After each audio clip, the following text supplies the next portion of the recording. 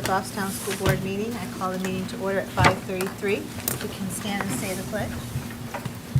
I pledge allegiance To the flag of the United States of America and to the republic for which it stands, one nation, under God, indivisible, with liberty and justice for all. All right, we're going to start with public comment. I see no one, so I will be closing public comment. We do have a couple of quick things to do before we get into our budget. First is staffing. Yeah, everyone should have a copy of the staffing sheet. We have a student observer, and this is a former Goffstown student, so we're thrilled to have this. So that's for a notification only. And then for your approval this evening, we have hired the board may recall we had a second grade teacher vacancy. We had someone who kind of unexpectedly departed. So we have a great new teacher who's in place, and we're looking for the nomination approved for Kristen Marie Madison Richard. All right, do I have a motion for that? I'll make a motion. Thank you, Retta. Do I have a second? By Shane. Any further discussion? Seeing none, all those in favor say aye. Aye. Opposed, abstaining, we're unanimous. And the second thing, Mr. Gross just has a quick donation acceptance to bring to the board. Mr. Gross? Sure. Today, we received a check from the New Hampshire Lottery. About 2 to 3 weeks ago, one of our student athletes here at Goffstown High School, McKenna Kelly, was involved in a place kicker contest at St. Anselm College, and I think she had to kick a 40-yard field goal or so, and she did. And she drained it. So she hit the field goal, and there was a basketball $2,500 donation, made on her behalf to the school. Nice, that's The wonderful. request is that it would be put into the student accounts fund here at Goffstown High School, which is not a district fund, but because of the amount of money, I would just wanted the board to make a motion to accept the gift and to deposit into the Goffstown High School student account fund. Go ahead, I'll Ginny. make a motion to accept the donation donated by New Hampshire Lottery New Hampshire Lottery on behalf of the student account. Okay. Thank you, Ginny. Do I have a second? Second. By Shane. Any further discussion? Just one question. Is this young lady kicking on our football team? Yeah. She is. Yeah. Oh, She is. perfect. Great. I love that. Yeah. Awesome. All right. Cool. Kicked in the powder puff game, too. All right. She's awesome. I love her. All right. Yep. All right. She's really good. Yeah, she's really good. Yeah. Excellent. All right, so I have a motion, I have a second. All those in favor say aye. Aye. Opposed? Abstaining? Okay, we're unanimous. All right, so now we're going to get into the budget. So Jack, you weren't here last year, so we're going to try to get through the whole budget tonight. If we have to, we can trickle over until Monday a little bit, but we go page by page. If you have any questions or comments, just raise your hand. And if I can just orient Yeah. everyone, we'll start with the packet that says FY26 proposed budget with actuals. We can refer back and forth to the notes page. The pages don't always align exactly right, but we typically like to go through the actuals. That gives you the historical spending. But please ask any questions. And I just wanted to, if I could, just give a bit of good news before we start the page-by-page process. This is really good news. Really good news. And for the board's knowledge, I typically will talk to the budget committee rep, and so Jared got a little advance notice of this, but we received good news in terms of our health insurance rates from Health Trust. You'll recall that Kate and I budgeted 12.5% based upon the way the last couple of years have gone. And Health Trust is changing their process, so they're no longer providing a guaranteed maximum rate. We are getting the final rate every year in mid-October. So, just so you know that going forward. So our rates came in way, way lower. They ranged from like 1% up to almost 5% increases. And so the net impact is a reduction of the budget that you have in front of you by $525,000. So Kate has already done that import in our e-finance system, but it's not reflected in your budgets. But on your budget overview, which you should have in front of you,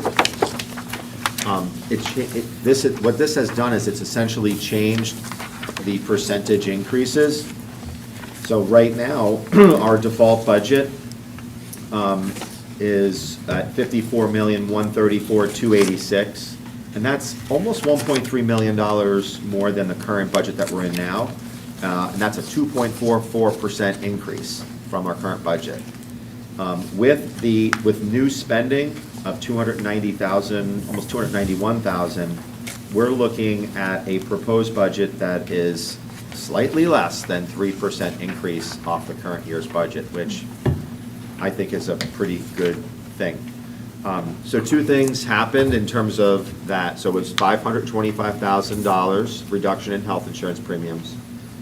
And the other one was I found a duplicate budget entry when I went through the budget after I printed it, and that's why your new spending went down by about $8,500. And when we hit that page, I'll explain it. So that's essentially the really good news that we have. And a lot of times we don't get good news on health insurance, but this year we did. Nice. All right, so is everybody ready? All right, so we're going to start with page 1 on the actuals. And if you have any questions, raise your hands, any comments.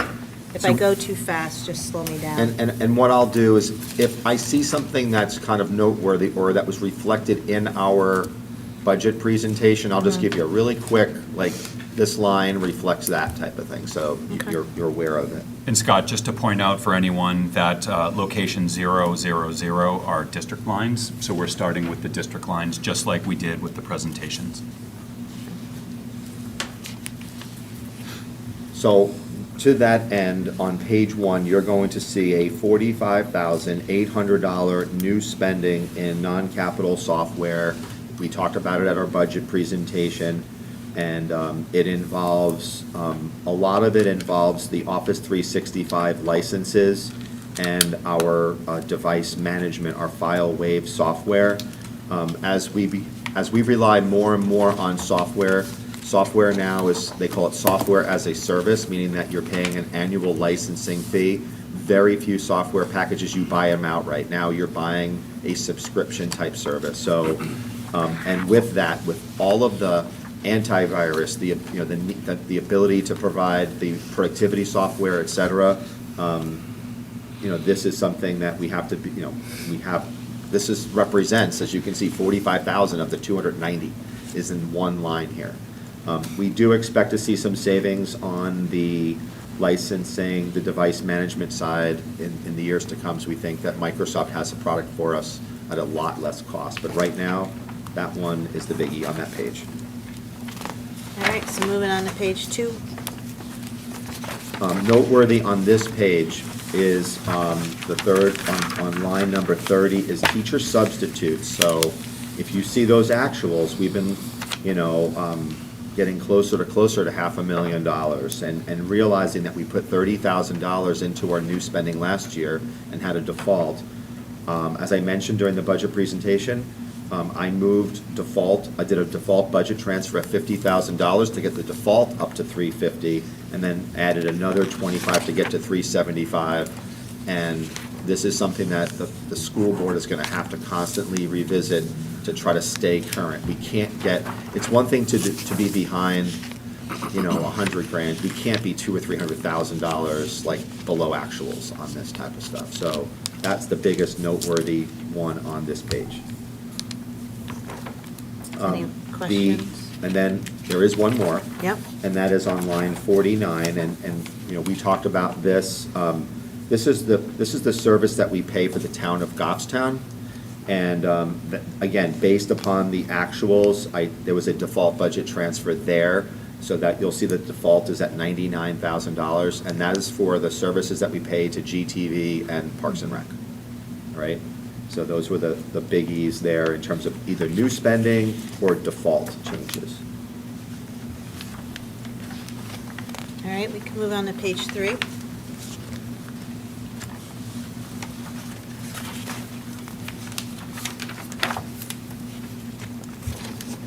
It may seem obvious, but that column that says FY26 new, that's where any of your new spending will show up. So if you just kind of keep your eye on that column, you'll see any increases to the budget. And this page has 0, Yeah. as does the next page. Yep, we'll move on to page 4. Just coming back to page 3 for a moment. Yeah, Line 858, I know it's a default, but we had a drastic reduction there, about 40 grand. And I assume that this is for contracted, this is a contracted item, so did we just have newer, younger students come in, or Yeah, so teachers? this is a salary line, it's a special ed salary line, and I think that this probably represents some changes in people. Yeah. So it could be that we had somebody go and somebody a little less expensive, but we haven't changed any of those programs. I think it's just probably likely a slightly less expensive employee. And sometimes it's a slightly more expensive employee. Based upon how you'll see that we moved some people this year between Bartlett and Mountain View, so those people move, their salaries move. So just be mindful of that. God bless you. Bless you. bless you. Yeah, Shane, did you have a question? No, I just cleared my throat. Oh, I'm sorry. Thank you, though. I feel right. heard, thank you. All right, page 4 then. So another noteworthy one on page 4 is reference line 81, and that's, this is our contracted services line. And you'll see that we do, our actuals are typically more than what's budgeted, but we do budget transfers to get there, because if we can't hire folks, this is where we pay, a provider. We did bump up the default by $50,000 based upon the increased cost of a lot of these providers, and they range from, speech to OT, there's different providers. Specialists that we use, and the costs are kind of going up there, so be mindful of that. Also, on line number 83, also discussed at the budget presentation, we're looking at about $160,000 increase in the default on tuition. So we know that we have anticipated placements. So right now, we know that we have 3 more placements that we're working on. One we just did, because we talk to Jen every day, and they're working on 2 more. So that takes into account like these placements. So. And Scott, those out-of-district schools have an approved, I think, 5% increase by the state, so all their tuitions every year go up 5%. And, I saw your facial reaction. Our numbers that we spend on this is, if anything, it's less than a lot of other communities or school districts our size. I think our goal is to try to keep as many students in a least restrictive environment with their peers. But for a variety of reasons, whether they be court-ordered placements or Foster students who have just issues that, put them either themselves at danger, or we have to deal with those, and they're reflected here. But we make every effort to not to place kids and to have them in that least restrictive environment. But I just wanted to point that one out. Thanks, Scott. All right, if everybody's good with 4, we're going to go to 5.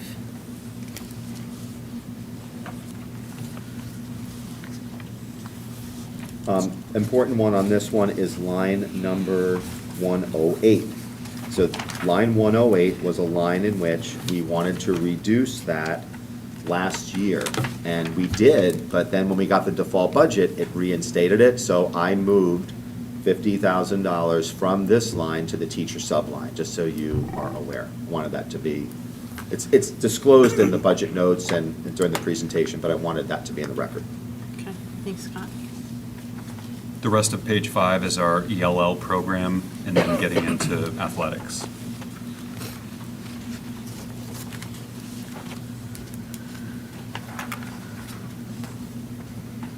All right, seeing no other questions or comments, we can go on to page 6.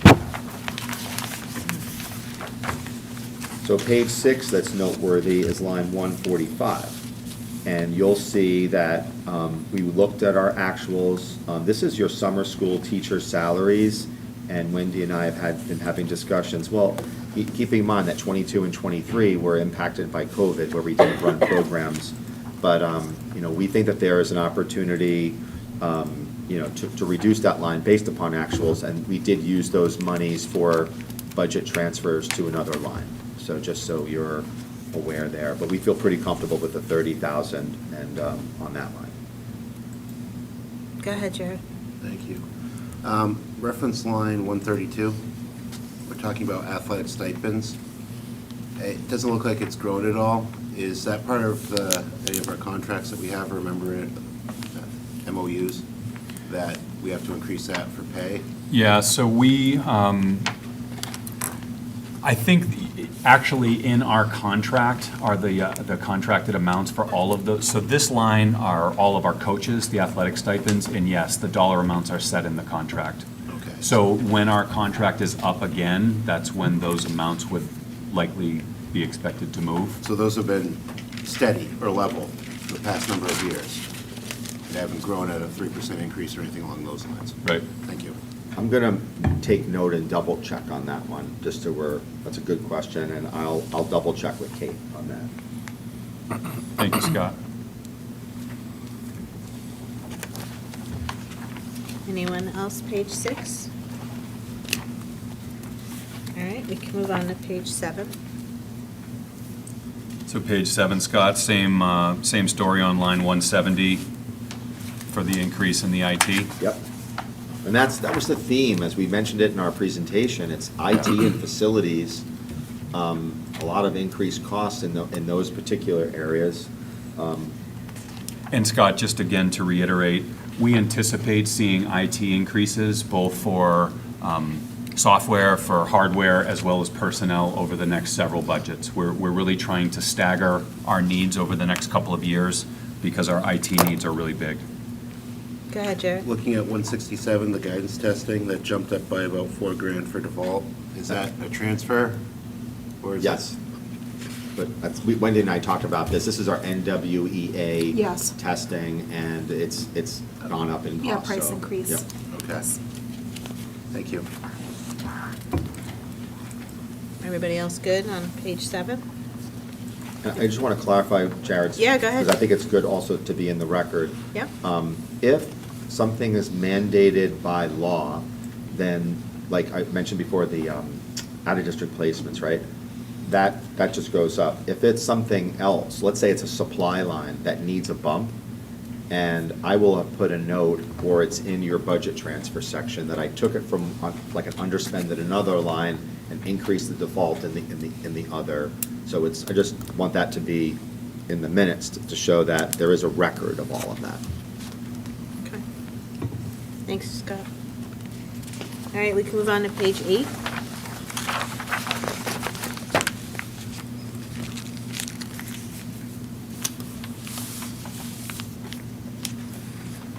I would point out on line 203, the $50,000 for professional development, that's part of our teacher contract.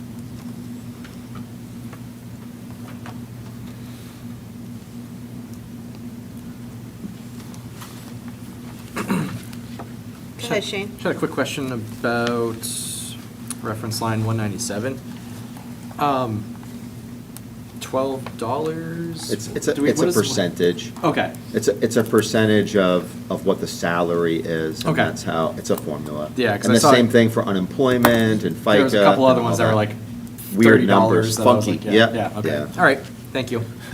Thanks, Shane.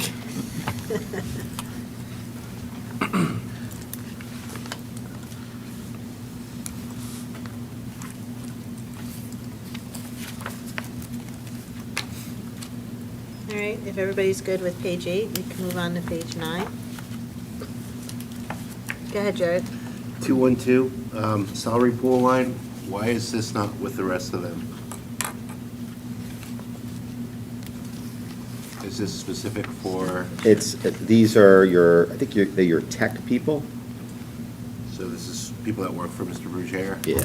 I'm gonna double check that, but I'm pretty So sure. we're that's keeping the them case. separate because we don't want to commingle them with the teacher pool? Is that, No, we don't have a salary pool. We have a salary pool for administrators, but we don't, hold on. that's what, well, I'm just gonna double check for you. I think it's in the notes. They used to be commingled. they used to be and we pulled them out Yeah, specifically. I think that's what happened here. Because, yeah, going back to line, Yeah, page it's- 1, on line 26, I see a drop there. Yeah, it's I tech. just didn't know if that was it. That's the tech salary pool number. Thank you. Thanks, Jerry. How many people do we have? 7? Well, Not enough? That's exactly correct. So we have our database manager, we have Patrick Walsh, our database assistant, we have 1 technology integrationist, and we have 4 technicians. Kevin, Nick, Phil, Connor. Nick, and plus 4 technicians.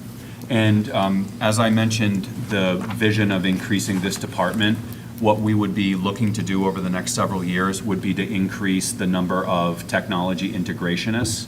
So there's more support for teachers and more sort of in that help desk realm for people to troubleshoot all the, the lower level, I can't print, I can't connect kinds of stuff. So those are the 2 areas that we would anticipate for FY '26, FY '27, and FY '28 to be targeting. So, Go ahead, Jack. just a clarification for me, the difference between staff ed salaries and the staff ed pool is, what's the, right, line 210, and then, right? Oh, Is district this salaries. district salaries, then staff ed tech pool? On What's the 212. pool? Yeah, so the pool are for salary increases for next year. Oh, okay. So that, they're not part of the teacher contract, nor are they part of the support staff contract. So these would be non-affiliate, non-unionized folks. So Okay. that's why, excuse me, that 14,000 is for Okay. their salary Get spread increases out. All right. together. Thanks, Jeff. Anything else on page 9?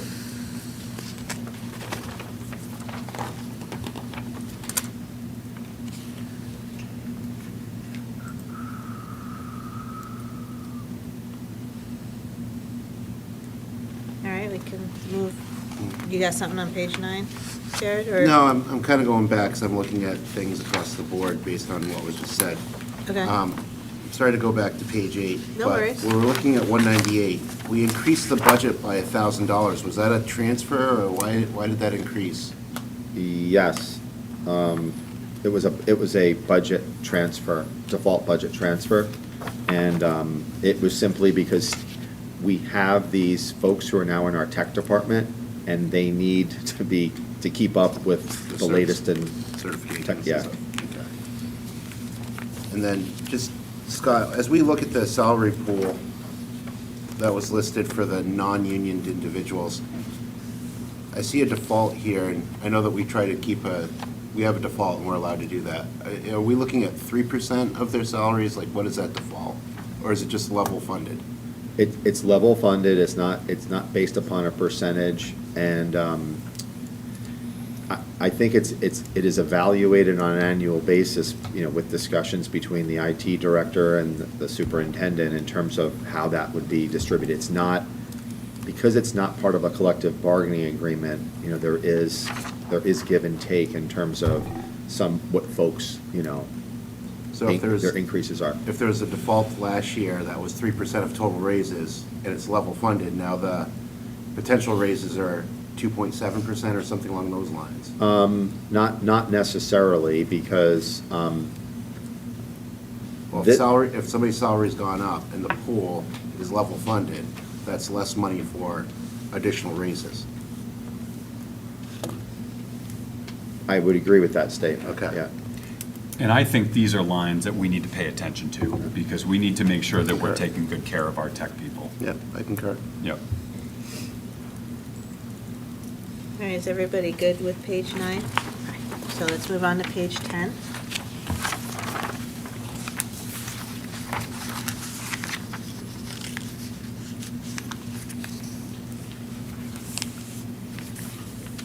It's line 253, that increase, is that mandated from something? Line 250, treasurer? Treasurer Yes, district, so the because that treasurer was district another treasurer one- salary. That was another one where I did a default budget transfer. We put it as new spending, and with the default budget, that did not pass. But again, it's difficult to, what the treasurer's responsibilities are in all 3 entities is, constantly approving batches, and they're supposed to reconcile our account, so that was a default budget transfer on that one. Is this an elected position or an appointed? It's elected. So we increase somebody's stipend? Oh, yes, yeah.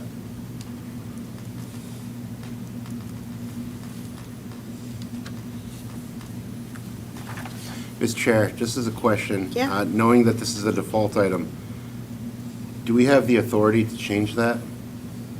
Or can we only change the new column?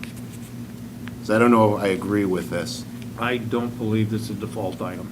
It's been 1,500. The default last year was 1,500, was it not, Scott? We probably proposed it at 2,000. But I would agree with Jared, this appears to be a new spending. Scott, what's the 500 on page 9 then for the 231 line? There's an increase of 500 there. I thought maybe that was the 500. No, that was just the, a change in the rate, what we're doing for the minute taker, so that's that. Okay, that's what that is. Right. I will say that you are correct in the sense of that was a judgment, my decision, not necessarily the board's. So if that's something that you want to change it from default to new, recognizing the fact that there was money that was moved from another line to get to that 2,000. Well, I And guess, I can make that change. as a matter of process, Yeah. this is given to us as a default number. Do we have the authority to change the default number that's been given to us? Yes, you ultimately control the default. Yes. Yeah, but does the law allow us to make this particular change as a default? Yes. The default budget Explain is it to me. according to, I talked to our attorney about this. The default budget is simply a bottom line number. It is the current year's budget, and therefore you can do budget transfers within the lines. This was something that I did, and I certainly, that was something that I did, I disclosed, et cetera. If you want to say, nope, it's new spending, that is completely within your purview in this board. This is what the superintendent's budget is, and by extension, I'm part of the superintendent's budget. So based on that information, I'd like to make a friendly amendment to line 253 to change the default to 1,500 and bring it back down to what we have for current budget. All right. Let me second that, and I'd like to talk to it if you don't want to. All right, so Jared made the motion, Dan, you seconded it. Go Yeah. ahead, Dan. So what I believe Scott has indicated, and I've been through this a few times, the default budget is a total. And it's the total that's represented by, let's say, the MS-25. When the budget committee actually submits it, we do the default, but when the budget is created, it's created at maximum lines, okay, but not the individual lines within. And so the individual lines within can do anything. But what I believe we're looking at is not the specific lines, it's what it looks like. It looks like we're manipulating a default, and we're not, because we haven't showed where did we get the 500 from? And what did we reduce out of the default in order to increase this? And that is what we would need to know in order to be able to keep that at 2,000. Right, so that is part of of your budget packet, pages 104, 105, and 106, and I'll have to look to see where it came from, because I did document them all. I guess as a question, if I'm asking for us to reduce this default line item, and it has to stay, You need to increase we need to it increase someplace something else in order, as part of Yes, that motion. As part of that motion, yes. Did you have your hand up, Shane? I think you No. maybe could say to reinstate that to the original amount, but we. Then we have to know what the I mean- number is somewhere else.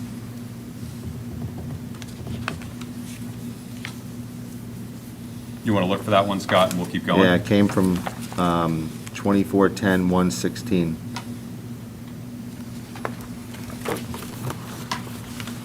So that's going to be just a couple pages over. Other support salaries? So that's reference line 289, Scott? Hold on. It can't be. It's- Hold Yeah, on, it's just- hold on. Was, 10-00-2410-00-116, 600.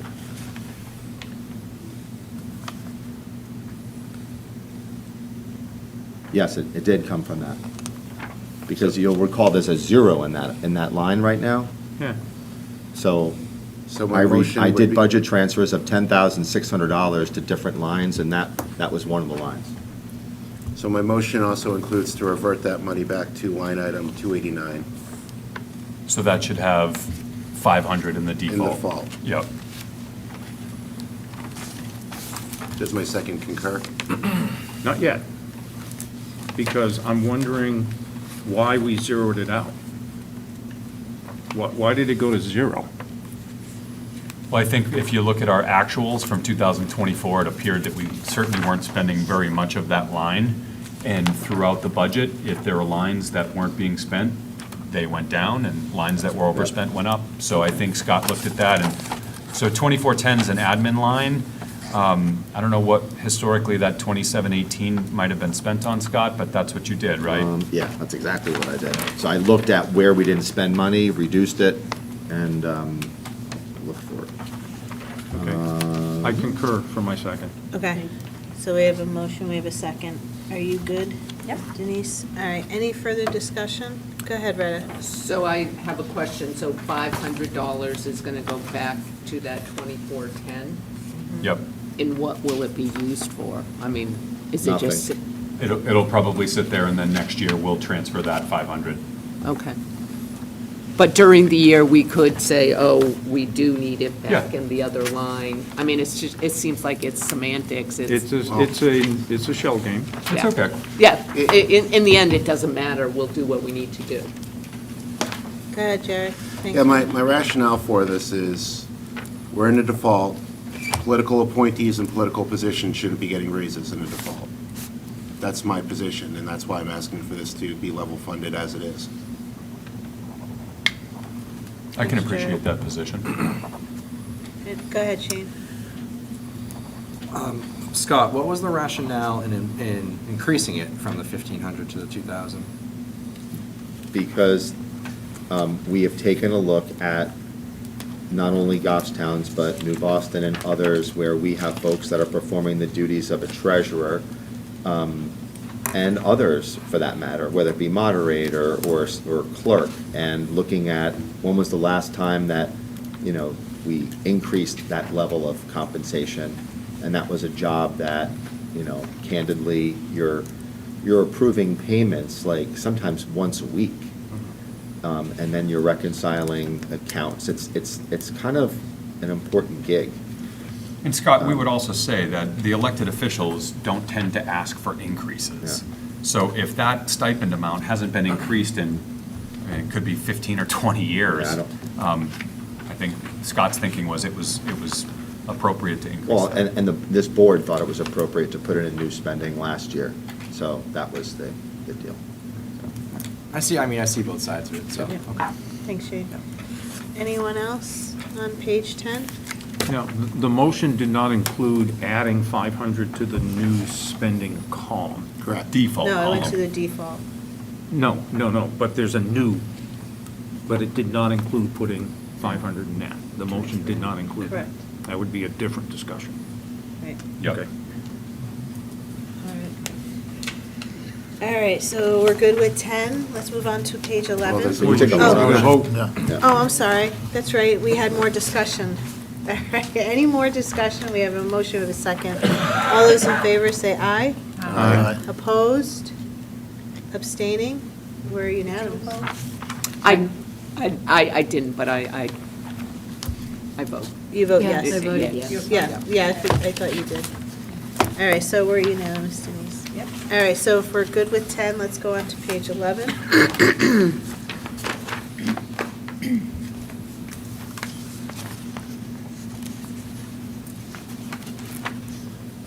So the big one on page 11, line 287 is the SAU services line.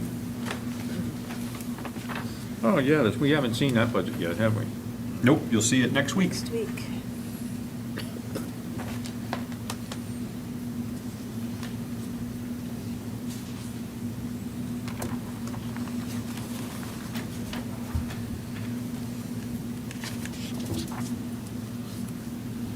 All right, we can move on to page 12. Can I just back up, so I want to make sure I'm Yeah. clear, I'm taking these notes. I'm taking the $500 out of that default for the Yep. treasurer, and I'm putting it in the other line where it came from.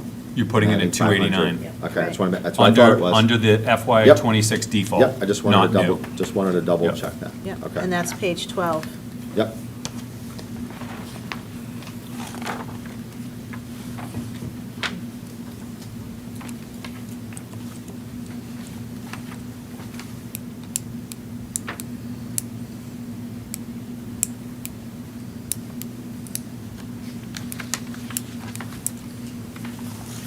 Everybody good on page 12?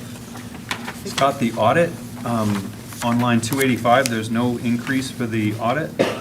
No, I'm pretty sure it was level to the next year for the contract.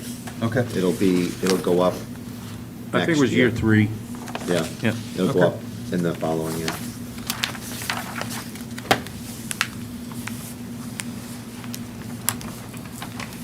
All right, we can move on to page 13, if everybody's good with page 12. Well, not 12, I think, right? Yeah, we were. He went back. So just two highlights on 12, continuing the theme of IT increases for voice communication and software. So once again, these are where the increases are, on line 309 and 311. Yeah, so, on that 311, that's the one that I reduced because it was double counted. So, and the new, that has already come out. I don't know if you want to make a motion to that effect, but it's reflected in that overview sheet. This is the one that was the 8,500 was the double counted by an error. Oh, All right, let's take it out. Okay? so we need a motion to take that out? Sure. A motion to remove line 311, to remove the 8,500 under the new as, because of what was stated about the double counting. Thank you, Jared. Do I have a second? I'll second. By Dan. Any further discussion? Okay, seeing none, all those in favor say aye. Aye. Opposed, abstaining, we're unanimous. Is there anything else on page 12? General question, does that reduce the $290,929 No. by 8,500? No, it was 299 when this was presented. Okay. So that is part of that. That is Yep. already included on your You got full it. budget overview sheet we got tonight. Yes, sir. Okay. And I noticed it literally 3 hours after I printed off 100 copies of this thing. So, Shoot. as luck would have it, Oops. but. All right, so now we can move on to page 13. Scott, you've got a reduction on line 317 for voice communication? Yeah, I mean, it's just based upon, actuals. Note, though, that the one below it was an increase in the default. Again, that's part of, we're switching over to a new cloud-based telephone system as we speak with an anticipation of all schools in the SAU by March of 2025.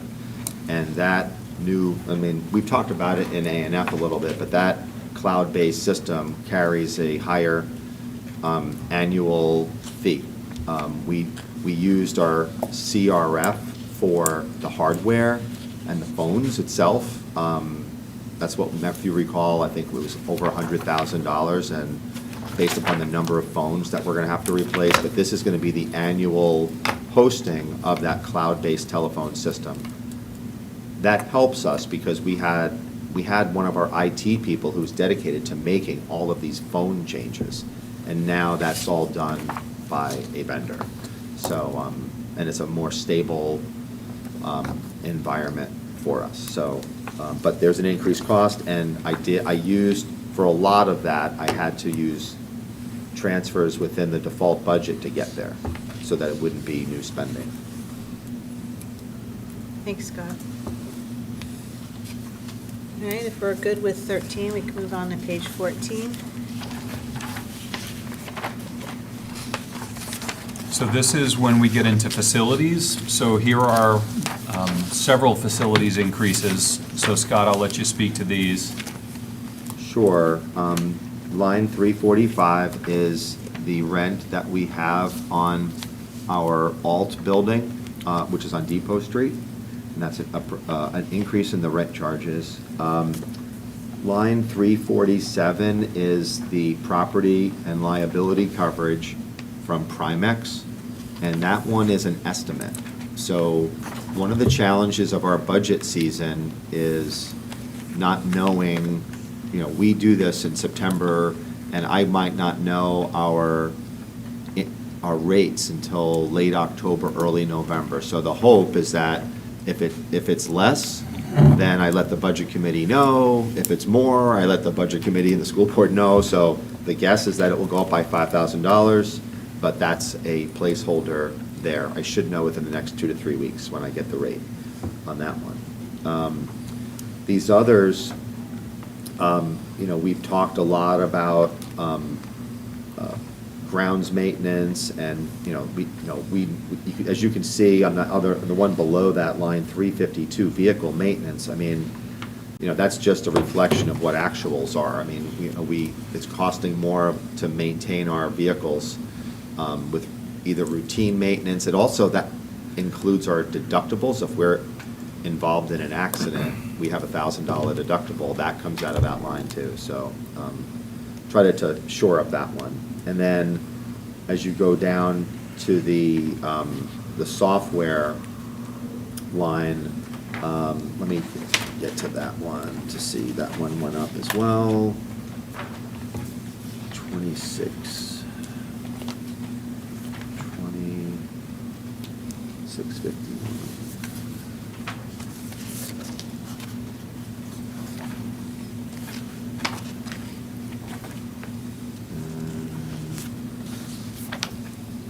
So what we're seeing is we put in all of these, through that grant that we got, we did access controls on all of our schools. Safe grants. Now, yeah, but now you have you have servers, and you have software that is done by the vendor that controls a lot of that.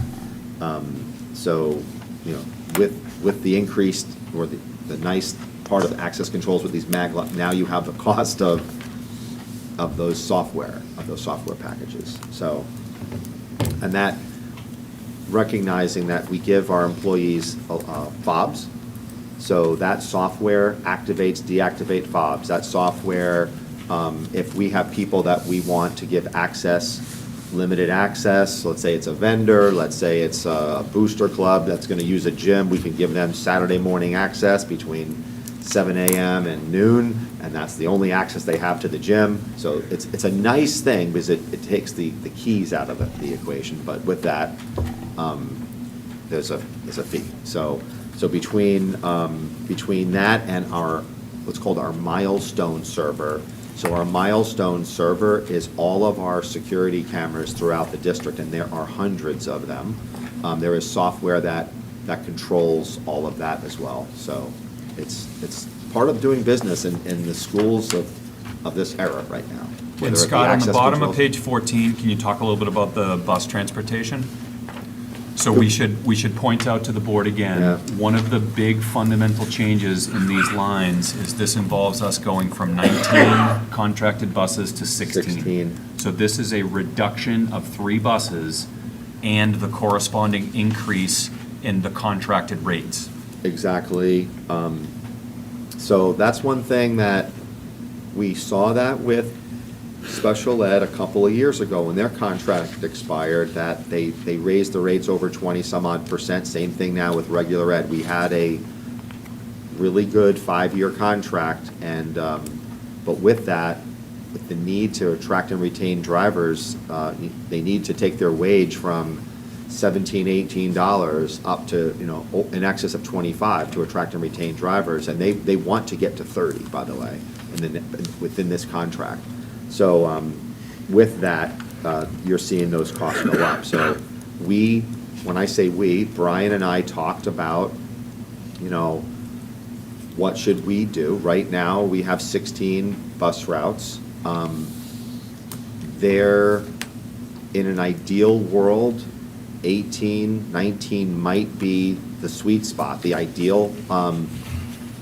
So we're gonna have to look at this in the years to come. There is only one route that I'm aware of that I think might be tight. I just met with the bus company 2 days ago, and I saw their ridership count. So they schedule their routes based upon where students live, the ability to hop on the bus, and then they track how many kids actually get on the bus, okay? And the number of kids actually getting on the bus and using the bus, there's only one route that is, looks like it could be tight, but not horrible, but it's, it's more at capacity. All the other ones, they're in the 40s. But Scott, this doesn't include anything if we're looking at something unique and specific to the Bog Road development? It does not.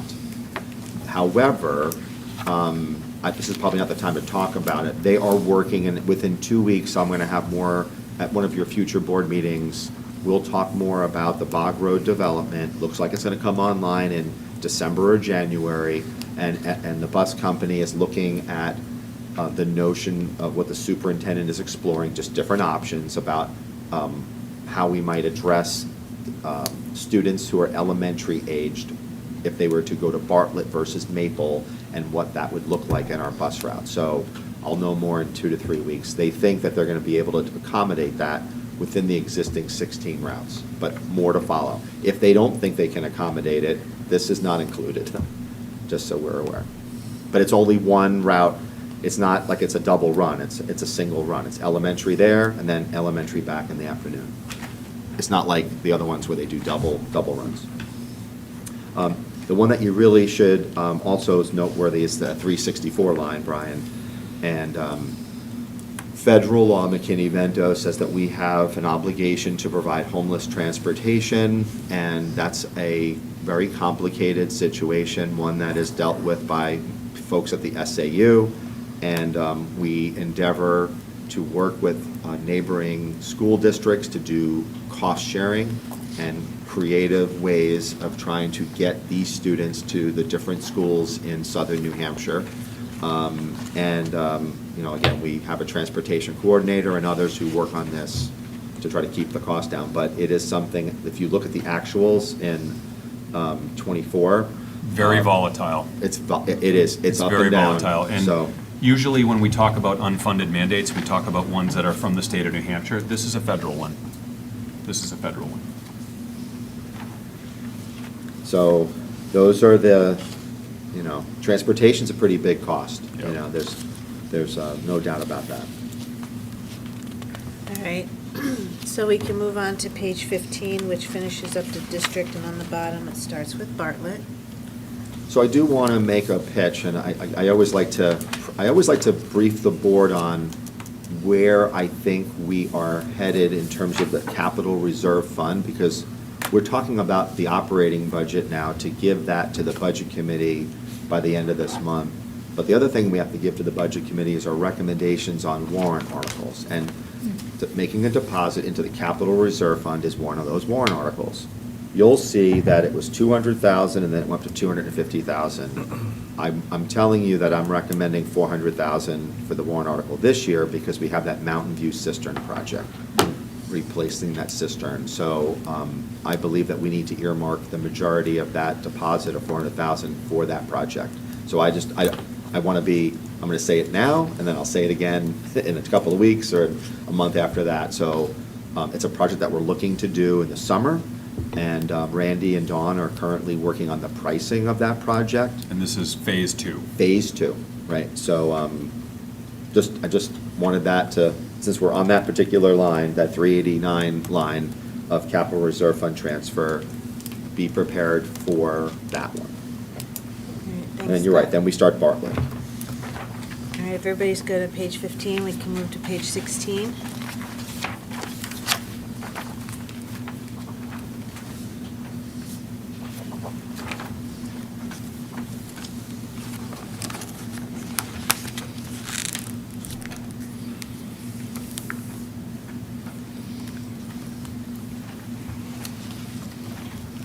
anything noteworthy, Scott? It's really not, and I want to say, I want to give a shout out to Suzanne Pishka, the principal of Bartlett. I thought she did a really thorough job, and we did some internal. As she always Right, does. but she was the first one done, always thorough. I mean, she's, I really enjoy working with her on this stuff. And we did some internal transfers. There were some lines that were under budgeted. And when you look at, like I said, those budget transfer lists, she was very tight on her, what she was doing. So wanted that, thank her for that. And she did a really thorough job. Looks like a $1,000 increase for books and printed media on page 17, Scott? Yeah, and that is simply looking at our actuals and knowing that the costs of these books are going up. A lot of these for Bartlett were either she kept it level, or we tried to fund an increase from another line where there was an underspend. So, like I said, it was pretty darn thorough. Jared, did you have your? Yeah, I know hand up? line 438 is a contracted line, but there's a significant jump there. Is that because we had additional paras in Bartlett? Yeah, we're moving staff in between based upon student needs, and that's the difficulty, I think, of the school budget versus the town budget or something, because we are moving paras between buildings, we're moving teachers between buildings based upon need. So, like this year, or in this year's budget, FY26 budget, we move a position from Bartlett to Mountain View, and with that corresponding dollars go with that. Just because Jack and I are going to need to know this information. Right. When we go to the next stage. Yep. Is this actually additional people that are now in this line? I'm gonna, I don't think we need an answer right now, but we'll Okay. need that type of information. all right, Right. that was line 437, 438. 438, okay. And that obviously also 438. includes their 438 jump to contracted salaries. 437 Yeah, is the right. one that But which- shrank. Yeah, I- but you're looking for the head count. Yeah, the because I annual. mean, this is a jump of roughly, what, Yeah, 80 grand? 75 grand, so that Yeah, that that'll be tells me about a two person. paras, if that were the case, Yeah. so, yeah. yeah, 2 paras, that would be about right. And so that would be assuming that the other way, it went one teacher, one moved. Well, like I Yeah. said, we Well, just said that. we moved a from teacher from Bartlett Bartlett to Mountain to View. Mountain View. So that And would we come also up there. repurposed a position for Right, yeah, administrator, if you yeah. recall. All right, is everybody good on page 17? Move to page 18.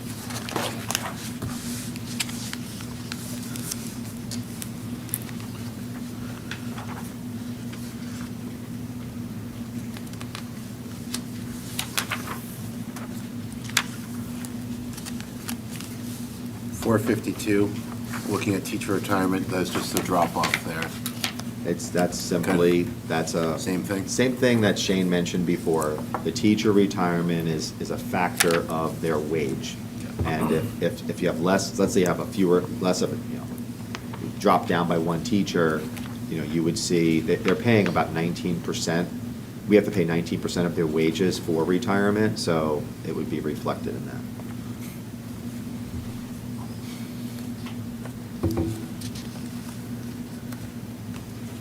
All right, we can move on to page 19.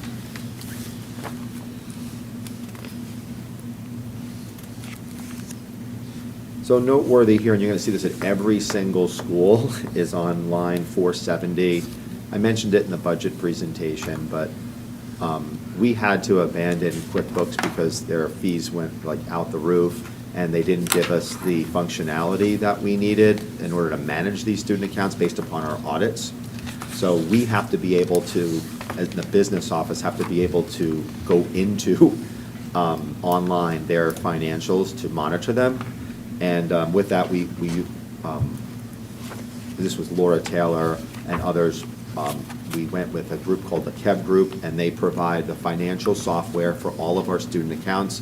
So we split that amongst all of the schools. There's a So we'll $6,000 see that across all the You're going to see it schools. on every school. It'll be $1,500. It's a $6,000, cost. So we pushed through, oh boy, $250,000 of student accounts on an annual basis. High school is the biggest one, and that could range from $120,000 to $150,000 gets churned. I mean, you just accepted a $2,500 donation that will go into the student accounts for the high school. So it's one that money's coming in and out, and it's very, it is Active.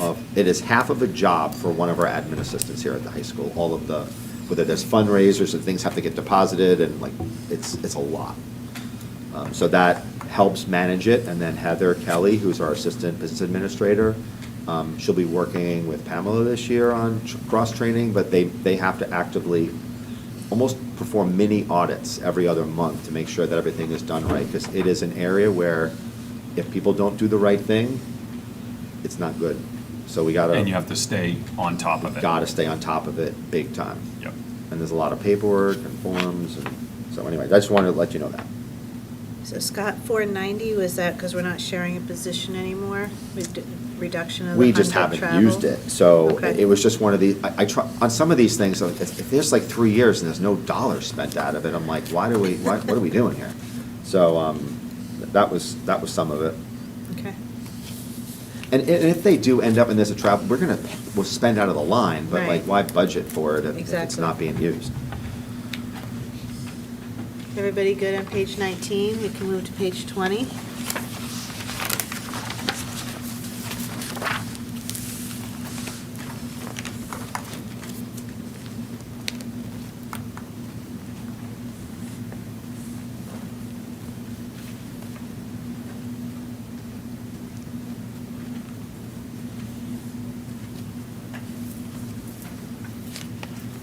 For line 537, how many employees do we have working in the media center at that school? On page 21. One. Just one?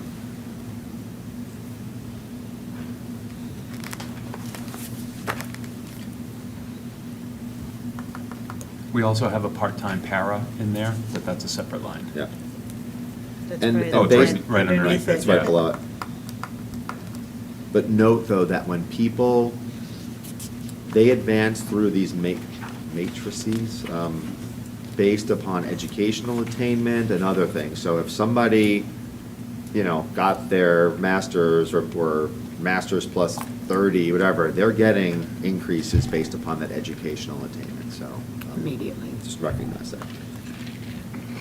All right, so that was page 21. Does anybody have any questions on 20 or 21?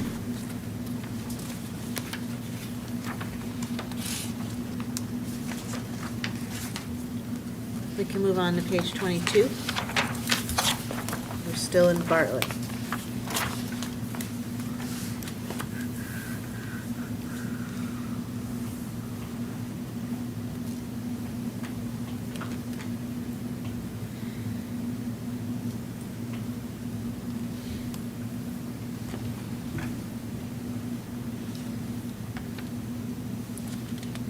All right, we can move on to page 23.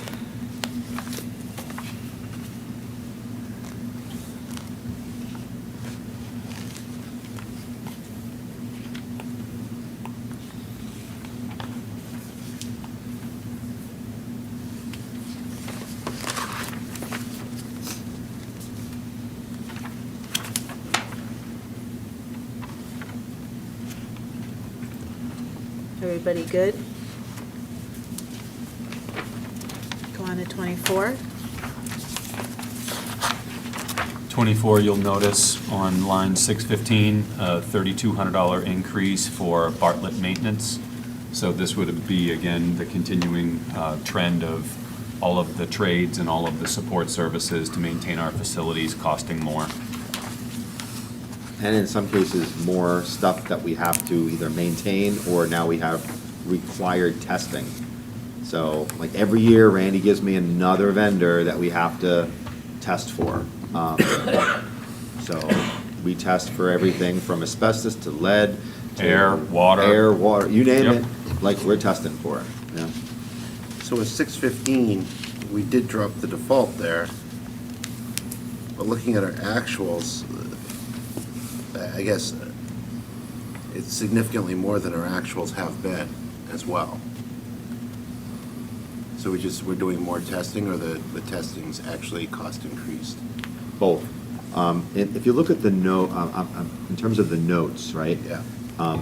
So on the notes page, that was like page 30, I mean, we tried to list all of the potential things, and, you know, it ranges from elevators to security monitoring, fire extinguishers, HVAC inspections, roof inspections, water testing, medical waste disposal, sprinkler So it's your inspections. sharps. Security cameras, security equipment, I should say, a HERA mandatory asbestos inspection, we have elevator inspections, like you name it, we're dealing with it.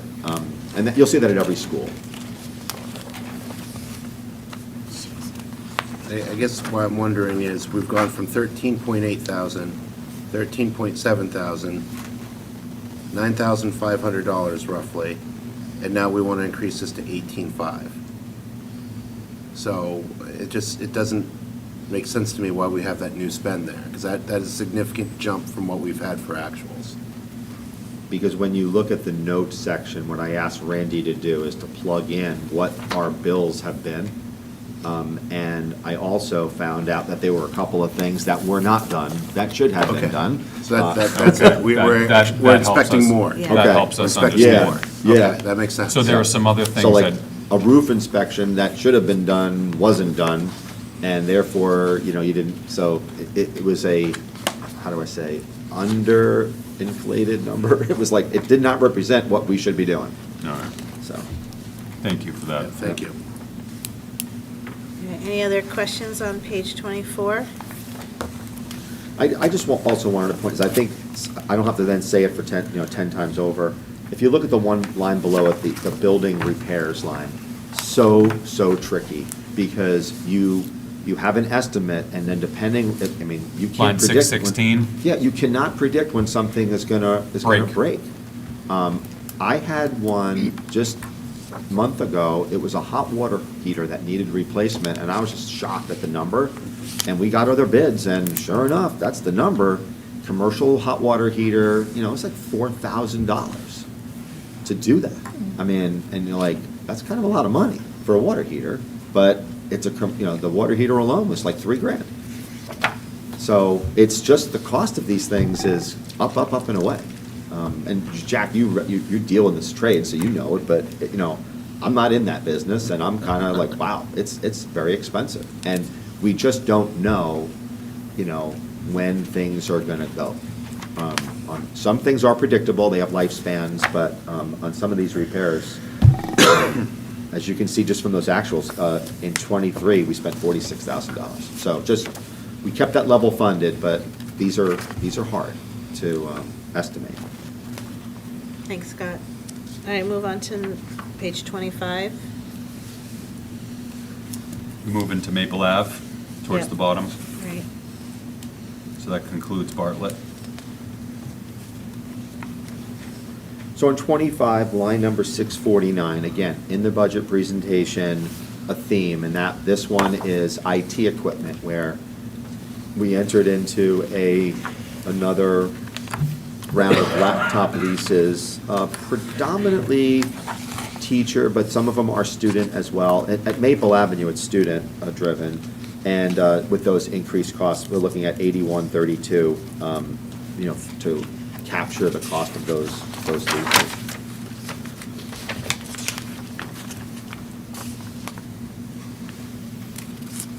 Everybody good on page 25? We can go to page 26.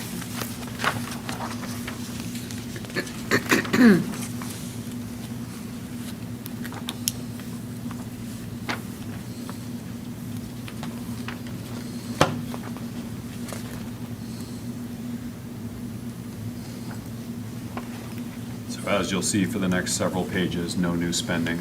Right. We move to page 27.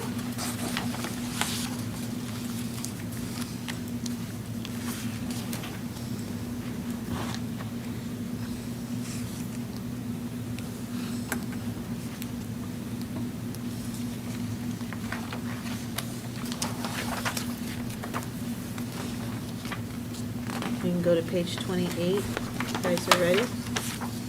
We're still at Maple Avenue.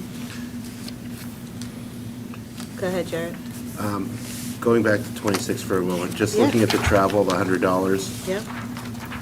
did we use any of that this year? Because we haven't used it in years past. Doesn't look like it. And what would we use it for, other than just driving to the SAU? It'd be people who are itinerant, perhaps, if someone had to go to another. So you have a, you know, one of the School things. psychologist, we have a school psychologist who's itinerant, Gym phys ed teacher. teacher. Yeah. So we've got a couple of individuals, but, I mean, we zeroed it out at Bartlett, I think the same line, because there was no spending. Should, keyword here, should, or ought we put that more in a district line as we move forward? Just so that we don't tie it to a single school? So the travel stipend, the travel mileage one, you could. I think you could also talk about, I mean, we're not going to talk about it tonight, but building repairs instead of the volatility of one school, maybe that is a district line, but certainly these could be. And then we would separate them out from the district line anyhow. So based I on- can put this on the Doug to-do list for Sounds next good. year? I like that. Okay, I like it too. Ginny, you had your hand up. Are these people traveling and just not putting in for their travel? Or maybe we've got somebody who's putting in for one school and not another. I'm not Yeah. really sure. Should we make sure that people are, You do, and you can't force them, so. I think it's also, though, sometimes the way that it works is some of the itinerant people, they're at one building all day. So Yeah. instead, they're not going back Right. and forth. So one day I might drive to Maple Ave, but the next day I drive to Right. Bartlett. I think they're still just driving to work. Right, exactly. It's not like. This is during And the then we day. have others that we are require literally. them to move around. Right. Yeah. Some folks literally, well, you know. Go all day, I know. Someone like Wendy, like, she's going to different schools all throughout the day, but like, most people, they go there and they stay there for the day, type of thing. Thanks, Ginny. All right, so we did 27, we're on 28. And we can go to 29. Is there any questions or comments on any of these pages? So this is the same story, Yeah. some slight increases in software, and then Testing. also a slight increase of testing, which would also be that, probably the NWEA testing again. That's the random one, right? That's the Northwest Educational Assessment, and the reason we use that one is we use that test, we've been using it for a long time, so we have years and years and years of that data. On that particular one that you just referred to, Maple Avenue, as a lot of other schools, they try to provide students with headsets, you know, so that when they're testing, they're less distracted, et cetera. So that's what that one, that particular, the other one was a district-wide assessment, that's why it was under, this one was specifically gotcha. for headsets, to make sure the kids are focusing on their test. All right, are we good to move on page 30?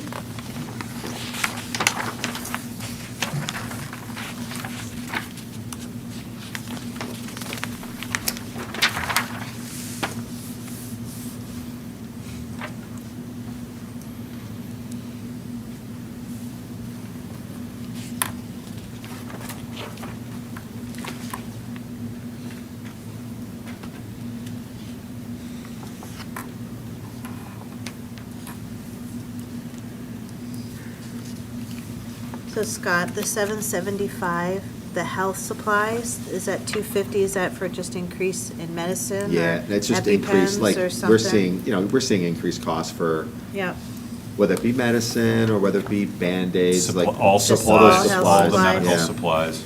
And the other thing, you know, I mean, you guys know this because we say it every year, but, you know, we're budgeting in some cases 18 months out. So you have to anticipate that there's going to be cost increases and not flatline something, knowing that you're at 18 months out. And this is one of many where you have to, you know, try to be a little estimate or predict what it's going to go. And they've been relatively flat, you know, Yeah. from their supply line. all right, moving on to page 31.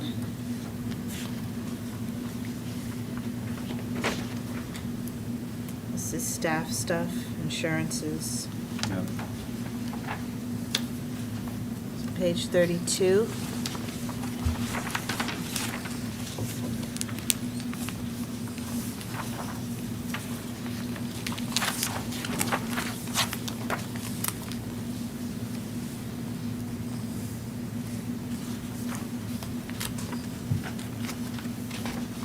So Scott, looks like just some modest increases in all the supply lines then? Yeah, Or I mean, across and a I lot of tried the to- if I- 611 supply right, lines? And if I could, I used underspent in one line to then Yep. deal with it in another. But just everything's costing more. Paper Yes. costs more. Yeah. Materials For the cost most more. part, yeah. Consumables cost more. All right, we can move on to page 33. This is more salaries and Yeah. insurances and stuff.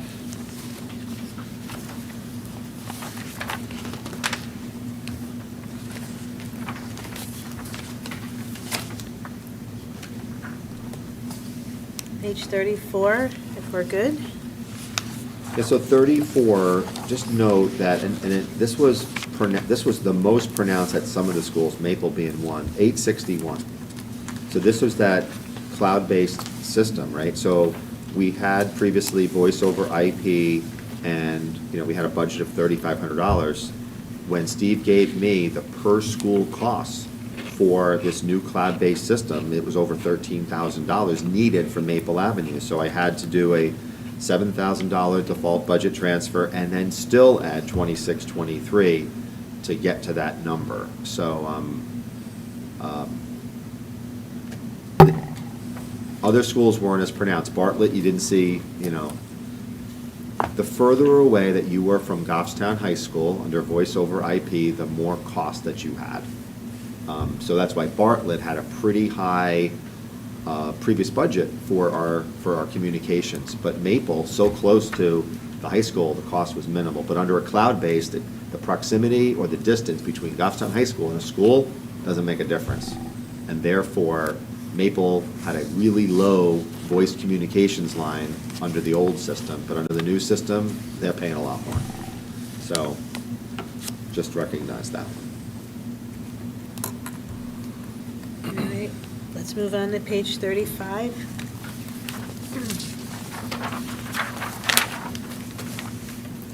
And again, same themes on this one. Yep. Maintenance, Supplies. building maintenance, and others. The notes, I think for Jared, for our purposes, or, for you and Jack, the notes are pretty specific. I asked Randy to update, what are you doing, what's the required maintenance, what are we spending, and what did you spend, this year on something, and then we have to project what it'll be next year, so you should see that in the notes. And then the same thing with custodial supplies, those have gone up, so we bumped that up, so that was on line 894. And then same thing on replacement furniture. We replaced a lot of desks during COVID, so we're pretty good in that respect, but things do break, and we did add $1,000 for line 901 to try to keep up with the actual spend. All right, we can move on to page 36.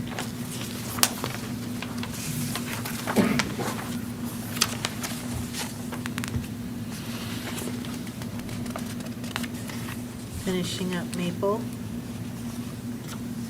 And starting in with Glen Lake. Can I just give something for Jack's benefit? Yeah. So Jack, you might see $1 budgeted on certain lines. The law says that we have to budget $1 in a function line, and sometimes I pick a particular line. Because if we have to do a budget transfer, the law says that we have to have at least $1 in that line to do a budget transfer.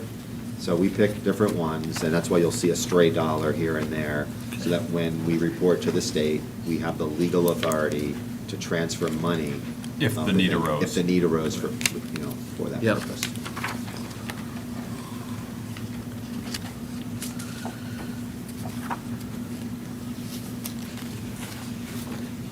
All right, if we're good on 36, we can go to 37. We're into Glen Lake now. And as you know from Kathy's, this one was like, Yeah, there's not much here. very minimal. Just looking at line 950, seeing the default jump 950? Yeah, Okay. Yep. from 500 to 1,000. I'm trying to find it in the notes section. What are we looking to spend? Rugs, it's stuff like that. So that was another one where Kathy made that request, and I used an underspend in another line, and I'll tell you in a second which one that was. Just bear with me 1 second. That was line 735.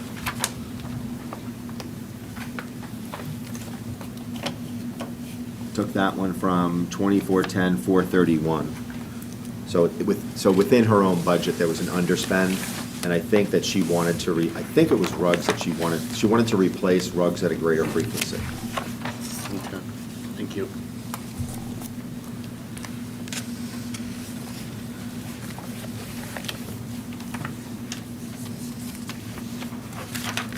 All right, let's move on to page 38.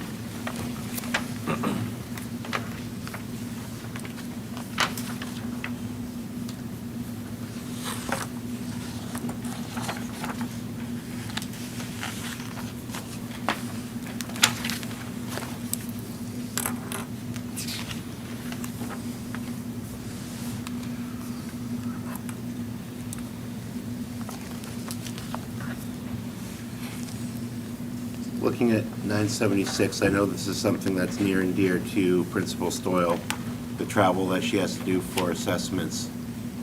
Is it really wise reducing that based on actuals, or? Yeah, it's just pretty much actuals, and if it does go over, we're gonna still pay it. I mean, it was not, yeah. I know that she said that a lot during our tours Right. of Glen Lake, that she's doing assessments, she's traveling, Home not only her, but visits. the She's assistant doing home principal. visits. Yeah, Yep. traveling every Friday that they don't have preschoolers in. You know she rides a bike to these things, right? I'm just saying, Okay. hey. No, I'm only kidding. It's just- I was gonna say, That's still mileage, Scott. Yeah, I know. It is still mileage.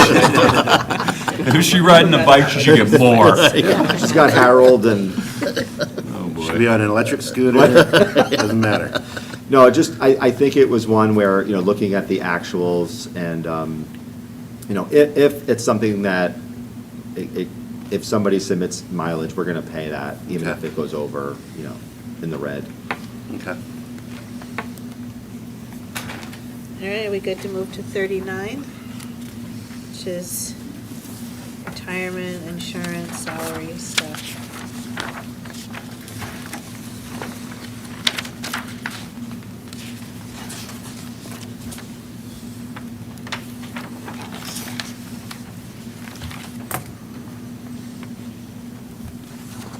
We can move to page 40.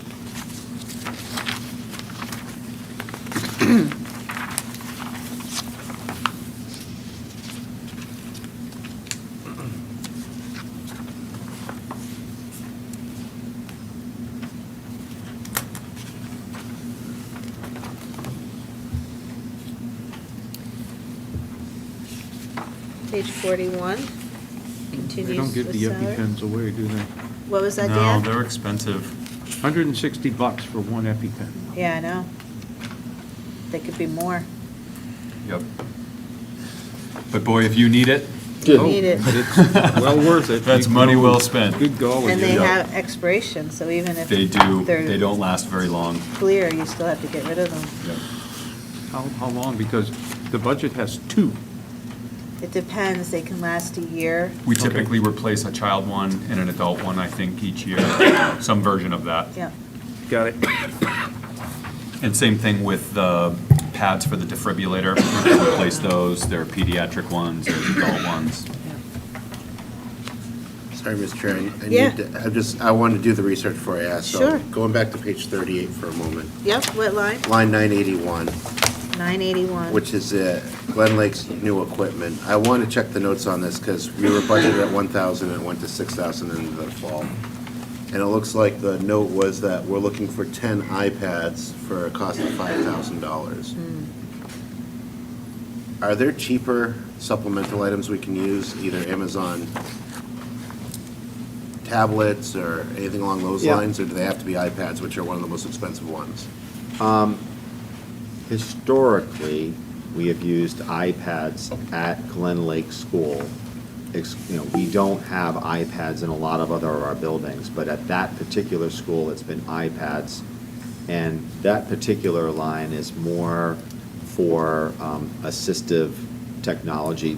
These are kids who might be nonverbal, you name it, where they're pretty much given their own device Yeah. that assists them. So, and it's also, as Kathy said, you don't know what you get at Glen Lake, who comes in with the rolling admissions for preschool, et cetera. And there have been more students who either are delayed development, nonverbal, et cetera. And that money is there as a, for lack of a better term, placeholder in case you need to purchase these technologies. What we've had Or in it the could past. be any equipment, right? Could be anything. Could Any be new hearing, equipment, like, so it you could name be a it. stander, it could be a Right. specialized chair for a child who Right. might need it, it could be any other equipment type need. But in terms of the, a lot of the schools, what we've been seeing from, on the special ed side, is that, Steve, every single year, it's like, we need this assistive technology, we need this assistive technology, and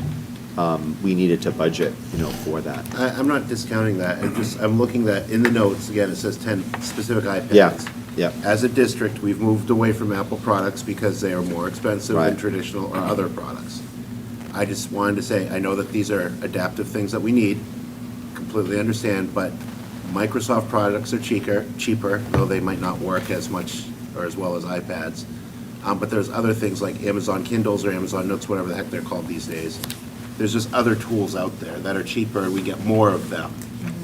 I just don't know why we're still trying to go with iPads when we try to do away with Mac products, Yeah, MacBooks. it is like the last, it is the preferred technology for special littles. education and the little kids. I don't know, that's all. We haven't explored this in a while, We Jared. haven't, but- I haven't had, Wendy, I'm not sure if you've had conversations with Mrs. Stoyle about this, but I've kind of just, they like the iPads for the little kids, and I haven't pushed, could we look at a cheaper device and maybe get more of them? I understand where you're going, is, if 10 is good, 20 is better. So maybe that's something, Wendy, you Yeah, can talk to Kathy absolutely. a little bit about. I'm not entirely sure if maybe the apps are slightly better for the little kids, and Well, I don't know if I it's haven't. just different in the LMS systems that we can download onto them for the closed system or anything along those lines. Yeah, but and I'm just not, I saw the increase there, and that's why I went to the notes to understand what it's about. And I Yep. agree that the money's needed, and I agree that we need the adaptive services for them. I just want to make sure that we're using the best bang for the buck if we can. Thanks, Jared. yep, good catch. All right, so we ended on 40, we can move to 41. Again, it's more salaries and insurance stuff.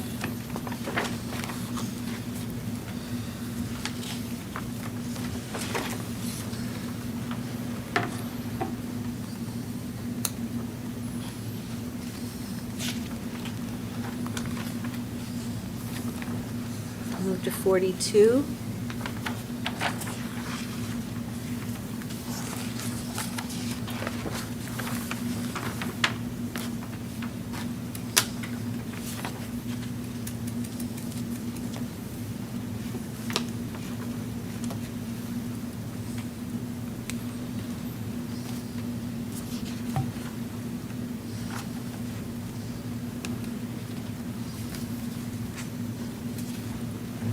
All right, page 43.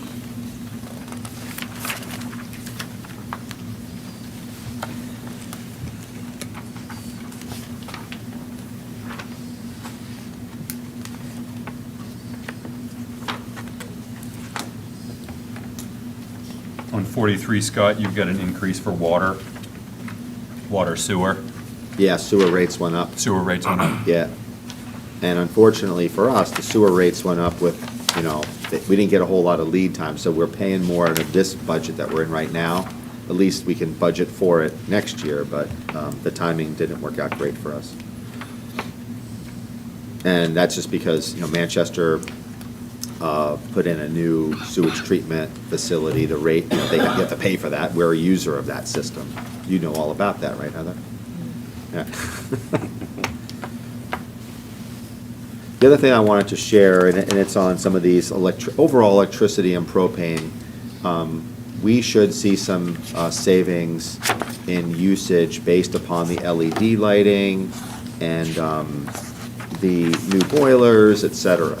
This is going to be, we were told from this EMC project, as you recall, that we are going to see decreased BTUs needed for heating, and that should translate into less propane usage, and that will see less kilowatt hours used for the lighting. Also note, though, that if the prices of electricity went up, which they did, and luckily for us, the price of propane dipped a bit, this is one that we're going to always be chasing, recognizing that we're seeing cost abatement because it is less kilowatt hours for the lights that we're under right now. But with that project, like I mentioned, that's going to be about a $250,000 a year payment for 17 years. I've captured about 40, don't quote me on it, over $45,000 of decreased energy in this budget. But next year, you're going to see a need. We're going to have to add to the budget to make that payment, okay? I think our incentives and our rebates are going to cover it for the FY26 budget, but for the FY27 budget, you're going to see a budget increase of like $200,000. Unless we see a massive, I don't think we're going to see we're not going to see $200,000 of savings in our energy or propane savings. Go ahead, Ginny. I would just like to make a statement because I'm kind of concerned about a preschool kindergarten school having $100 extra in their budget. And after the discussion that we had the other night about administrative costs, I really think that maybe Kathy on her budget just really lowballed everything because she knew it was so important to have the second full-time administrator. No. No? Not the case. No? No. I think what you're seeing is that they were underspends in historical spending in certain areas. Those monies were budget transferred to other areas where we needed to do increases, and it's just happenstance. And what you don't see is that in the 3 years prior to that, we spent way over at Glen Lake than what we budgeted. So recognize that our individual school budgets sometimes go up and down. Some school, like last year was Maple Avenue, or we kind of had to put more resources there, and we overspent the Maple Avenue budget. Years prior, it was Glen Lake, underspent at the high school. So it fluctuates, and it fluctuates a lot of times based upon the needs that are in that particular school for that particular year. Or if we think that we're going to see an influx of students and that does not materialize, then those things can happen. But I can assure you that don't be nervous about it only being, $100. Recognizing that sometimes staff leaves, and with that, there's some, we call it teacher turnover. Those things happen. They're natural. And in a small school like that, one or two staff people retiring or leaving or going to another school, that could be $30,000, $40,000, $50,000. So I wouldn't, please don't get nervous about that. And the other thing is that if we ever get into a situation where something is needed, we deal with that. Like administration deals with that. You as a board deal with that. Like if we have something. We've had servers, that needed to be replaced. The money might not be in the budget, but we have to figure it out. So please don't fret over that. We will, and don't worry that we're good with, with that. I feel good about it, so. Thank you, Jenny. Go ahead, Retta. Yeah, I want to go back to what you were saying before, Scott, about, how much money we're actually saving with that program Yeah. where we pay up front. Yeah. And I think I asked about this before, but it would be great if there were some way that this is tracked, so. We are. That we can look at it. I mean, we hear you're here, and you give some explanations, and those notes should be made, is like, our actual usage is down, but the prices went up, and this kind of threw us off at a little. I just think, our anticipation in the end is that we're saving money. And if we're able to have kind of like a final report that shows us how much we spent, how much we saved, and was this a good approach to what we're doing? Because I think that will be useful. So if that is happening, if the Yeah. board will get that report, I think Yeah, it's we really. track that, Retta. So for the last several years, we've been tracking our propane. So it's the number of gallons that are consumed at each school. And then we also track the kilowatt hours that are quote-unquote used at each school. So what we noticed from just changing out the windows at Maple and Bartlett, the propane gallons used at Maple went down considerably. We use natural gas at Bartlett, obviously, but, so we saw decreases there. And we'll do the same thing with the electricity. The tough part for us, quite candidly, is that we're also using data for 2 years where we had schools shut down between March and June. Then we had all this, we had weird stuff where, like this school in particular is our busiest school, and it's almost used 24/7, 7 days a week. But during those years of COVID and even a year post of that, like, we didn't have as many people in the buildings, as many activities. Now it's like, it's humming again. And with that, we're using more electricity. We're using more propane, simply because the building is being used a ton more. So we'll have the data in terms of the consumption, and then I'll work with Doug and I'll explain to him that we're gonna need to try to give something to the board in terms of what that translates into, like, the dollars. But I think the term that I want to start to use is that we know we're going to see cost savings, there's no doubt, but it's also that cost avoidance. Because. And it's about improving the learning environment. Right. So. Yeah, so this the is lighting, much better, yeah. When we make improvements to we want to save money, but we also want to increase the quality of our learning environment. So we want both. Yeah. And I think that's the piece that I want noted, even with COVID. I mean, just little footnotes there, so as, 10 years from now, when people Oh, we'll don't remember. even remember what COVID is. We'll remember COVID. But anyways, I think those are the things that we need to remember. We'll still be trying to forget COVID. Yeah. Not to belabor this too much, but like, when you replace like heating controls, it's not like, oh, everybody's like, wow, this is a wonderful thing, but when you replace 4 boilers, or with a boiler at Maple Avenue, et cetera, like, we would have had to replace these boilers anyway, so, yes, it helps with the cost avoidance piece, but we would have had to have spent a ton of money to replace these boilers in a few years anyway, so. Yeah, they were all due. They were all due, they're Yep. due, Yep. The roof at Mountain View had to get done, Yep. so. So we can move on to page 44, finishing up Glen Lake and starting with the middle school. If I may. Yeah, go ahead, Dan. 1137, can you remind me, Scott, why the laptop lease is going up $10,144? According to Steve, it's the number of, devices that are needed that he procured. Do you think there's more, so there might be more devices? Some more and just some, it's just the cost increase, but it's both. Okay. Yeah, I mean, it's not like it's a massive amount more, but it's a combination of both. Thank you. Thanks, Dan. And by the way, it's a number that we're gonna keep, Yeah. I mean, This I is can't understate This is one of the like- biggest numbers that we need to continue to increase in the years to come. We have not had a good replacement cycle. I know Doug is working on this right now for servers, for all devices. We're trying to really pinpoint and making sure that Stephen has the money to do the replacements that he needs to do. But this is something, you'll see this over multiple fiscal years. Just continuing on that questioning, though, so is it that we're signing a new lease, and that's why this money's needed, or is this part of an existing lease? It We was wanna add the it number? was a new lease. It's a new lease Yeah. that we have not signed yet. We did already. Then why isn't it in the default? It's not because it's not approved technically by the voters, so. So the board approved something that we didn't have money for?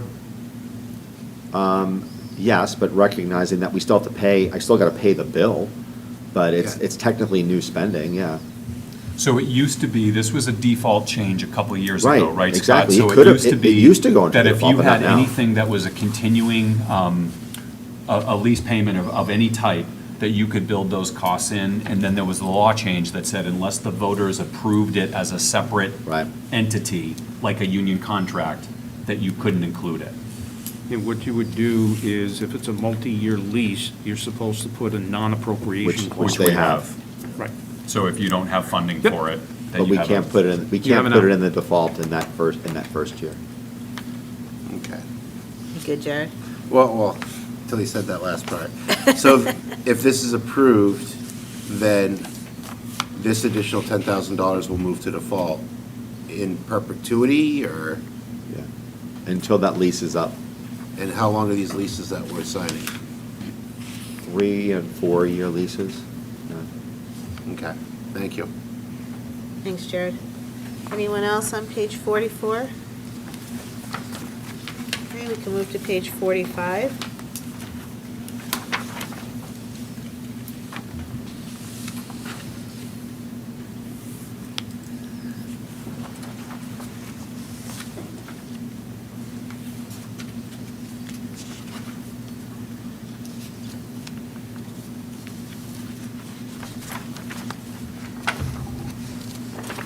Page 46.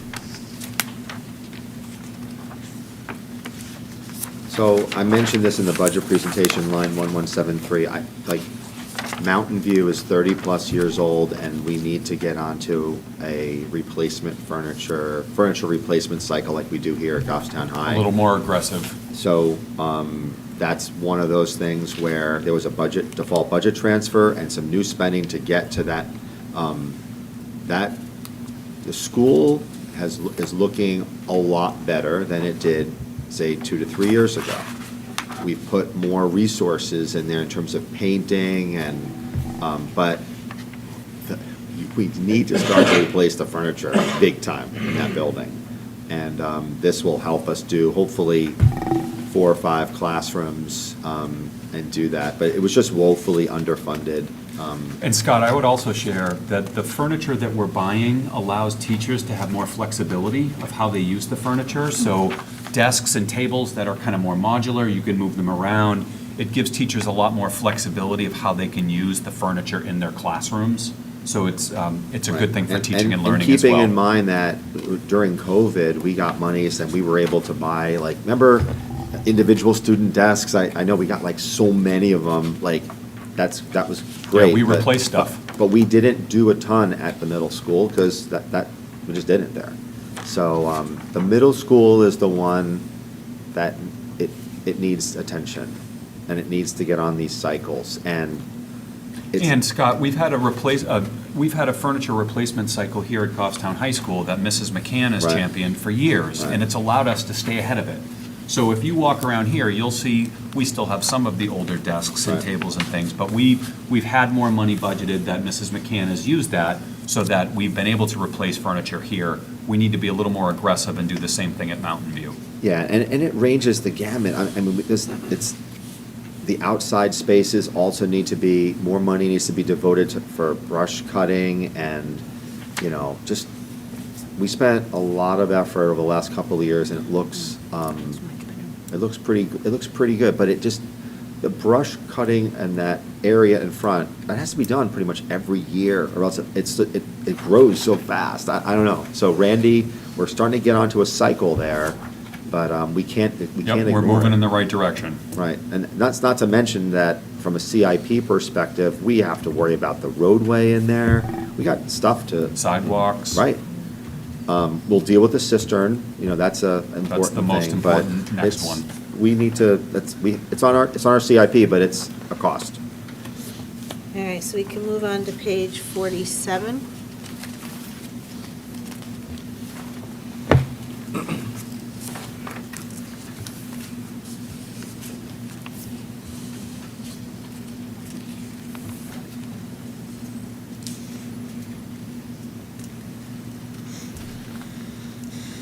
Everybody's good, we can go to page 48. All right, so 48, you're gonna see a lot of new on the athletic side. And, so I work with our new athletic director, Ryan Cowett, on this, and there's some drivers, that are going on. So, with respect to, this would be line number, 1, 2, 3, 4, how ironic. This is just the cost of officials, as you can see, whether that be, those are your referees, your scorers, that type of stuff. Maintenance, again, we're trying to keep up with what the costs were there. We're keeping like supplies and new equipment kind of similar, what it is. But in replacement equipment, they're not on a replacement cycle for uniforms, or they haven't been. And that's not a good thing. So at the high school, we replace uniforms typically every 5 to 6 years, and they did not have anything of the sort. It was just, hey, can we do this and that? It was just haphazard. So in speaking with Ryan and Mike Garrity, that's why you're seeing that one there. And then our athletic dues and fees, we belong to, it's an organization called Tri-County, and just like the New Hampshire Inter-Athletic Association, whatever that is, NHIA, they haven't raised their rates in 10 years. Well, now they're raising their rates quite a bit to be a member of that. If you're not a member, that was a question I think a budget committee member asked, then you don't play. I mean, you either You have to be part of a You gotta be conference. part of a conference, Yep. or you don't compete. So, recognizing that. So, again, kudos to Ryan. I think it was something that I know I wanted to focus in on, whether it was Ryan or another athletic director, but I think we'll get Mountain View in a better position to be more proactive and not reactive. And, with that whole mat situation, we think that this group there's a group that, the gentleman was here, that they're gonna look to fundraise for a middle school mat. So that's a nice thing. But, we have to be more, our eyes on the Mountain View athletics piece. And so it's not an afterthought. Go ahead, Jeff. And where are we at with branding on that? I was thinking afterwards that wrestling match should have had like 4 advertisements, one on each side. It has, it says, it says Jack In his group. on the It's middle. in his group. He'll figure it out. So I know that Jared and I, so you did give him all that stuff? Yes. Awesome. That's why I'm Okay. pointing at Shane. It's the second week of November. All right. Thanks, Jack. Yeah, so that's where that is. All right. We can't do anything because we don't have a policy that We don't have- allows for okay. some of that. I received model policies. Yeah, no, okay, so no. Jared specifically. Yeah. All right, that's what I was wondering. It's all on the policy thing. Okay. It's coming.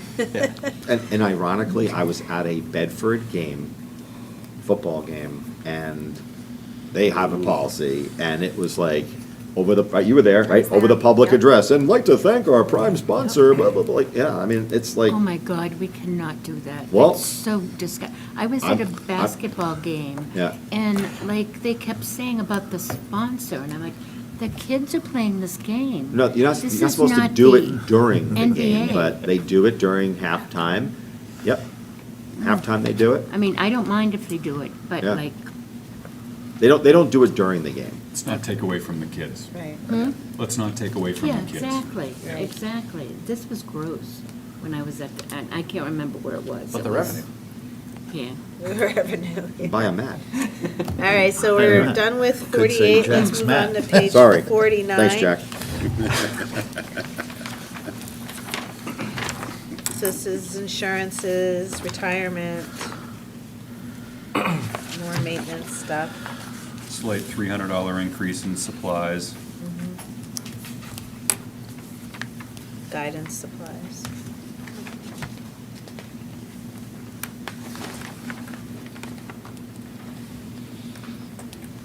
We can move on to page 50, which is more staff insurances. You'll see a corresponding increase in the health office supplies again.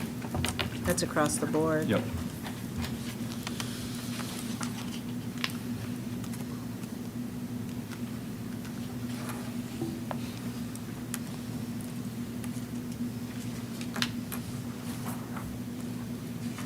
We can move on to 51. There's more staff and services, stipends.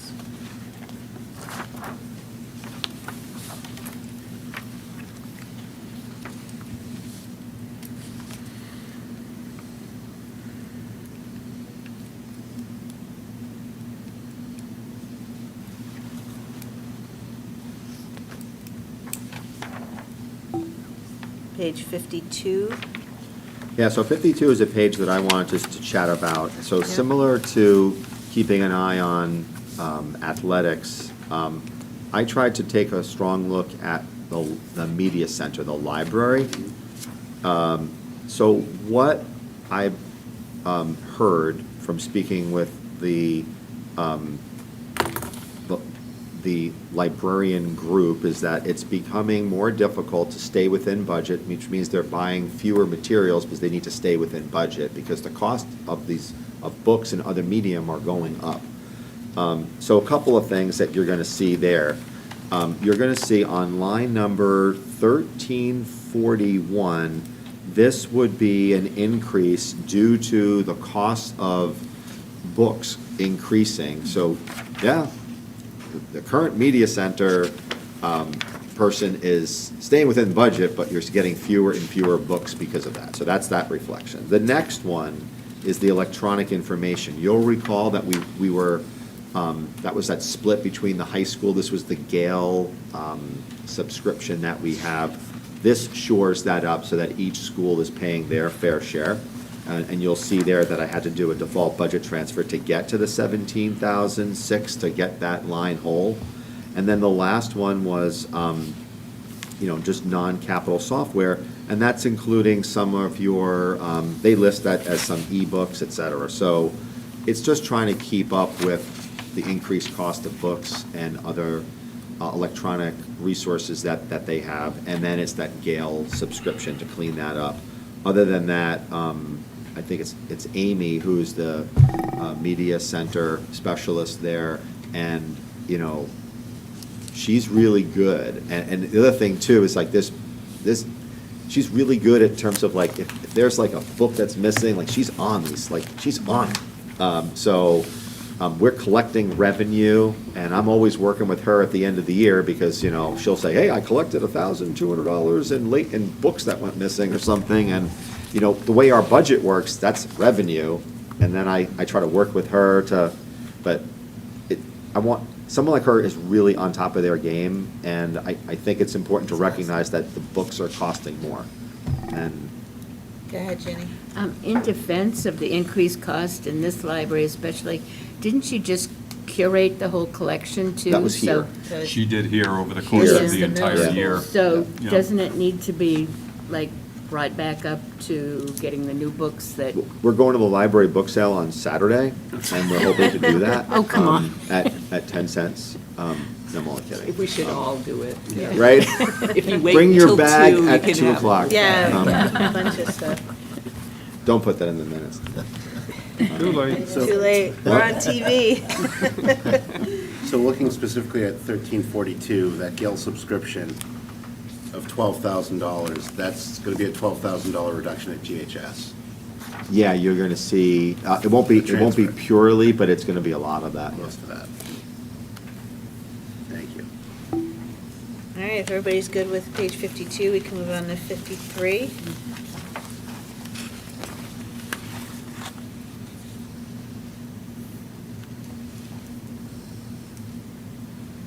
And again, pointing you to line 1371, again, cloud-based system. There was a default budget transfer of $12,000 to get us to what we needed. So that was this is going to be an expensive endeavor. So, and it's going to be an ongoing cost. So, For line 1373, the postage, Yeah. are we still required to send things, or has the law changed that we can do things on? Mr. Gross, you want to field that one? well, On special ed notices, the law did change, and that was something that Assistant Principal Lisa Johnson brought to my attention during budget session. And after numerous trips to Concord, which both Lisa and I testified, it did pass. Unfortunately, they added They added some more stuff to They it. added a lot more stuff to our bill. But it to that now bill. allows us to do But it does. electronic. So now it instead can be of, electronic. Instead of, we want to meet parents where they want to get the information, and if parents are saying, I want to receive this via email, and we're saying, I'm sorry, we have to snail mail this to you. So does that mean that we can actually reduce this line now? No. Or we gotta keep it? No, so? because postage has gone up. It's like 69 or 70 cents, and it's not something that you can, just, there are parents who want it done via the mail, so we'll monitor it, but I don't think it's gonna decrease a lot.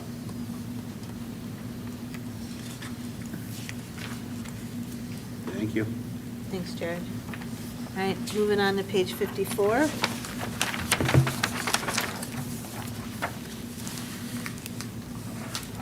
Scott, can you talk about line 1390? Yeah, I was just gonna ask that. 1390, I have to look at my notes. I don't have everything memorized here, so let me see. Bear with me.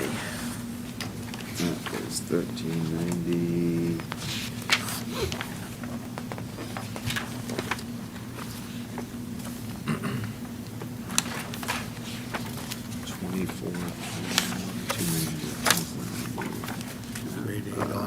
Let's see here.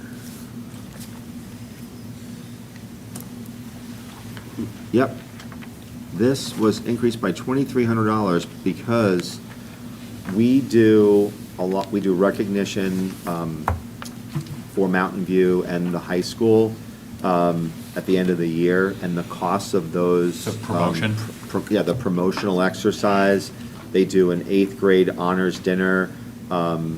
We typically have to provide police coverage for St. Anselm College. We rent a supplemental sound system, and we share that cost with the high school.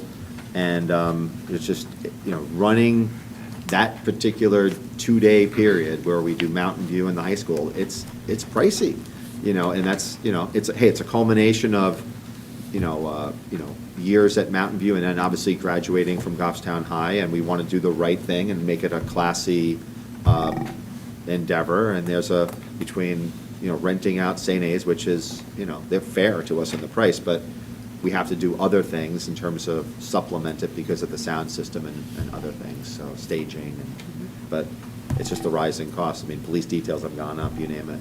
So we just got to keep up with what those costs are. All right, moving on to page 55. Is that water sewer again? Went up.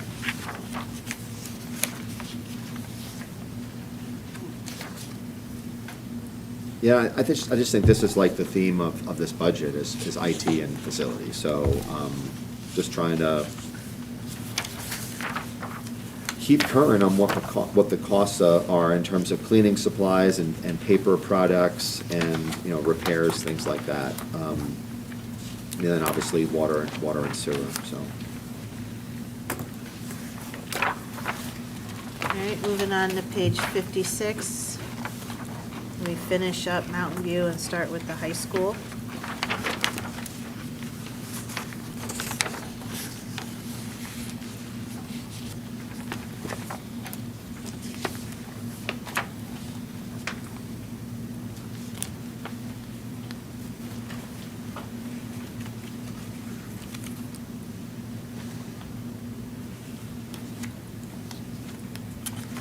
Scott, can you speak to line 1454, the increase of 8,466?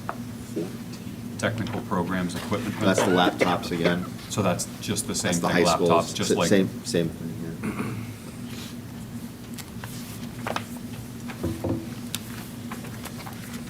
All right, we can move on to page 57.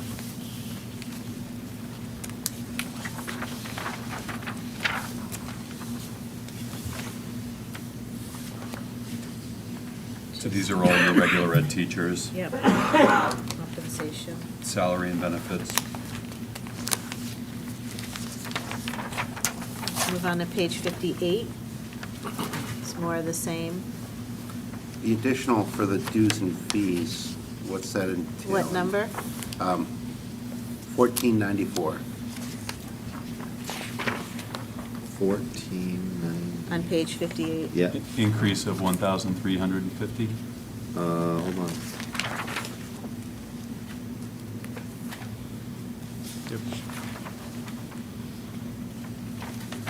Okay, oh, yep. So this is mostly involving all-state music participation and the performing arts fees, so that they can participate in ensembles, et cetera. So it's driven mostly by that. The notion is that we have more students that are auditioning and qualifying for performing arts accolades and recognition.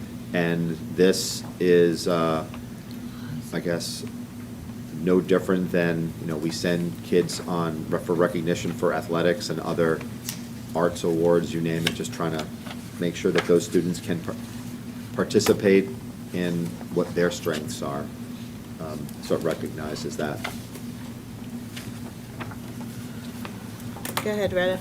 I just wanted to comment on this in particular because I think we have an outstanding music and theater program. I mean, it's there for the community to participate. So I just, I think this is good that we have more students participate. Yeah, this is a Yeah. good problem. Absolutely. And these kinds of things go on their transcripts for college Yep. and go on towards career advancement, so. The Important other stuff for nice kids. thing that I know I experienced last year, I don't know if they did it this year yet, but we bring like kids over, so let's say Bartlett, for an example, they will come over and watch the high school kids.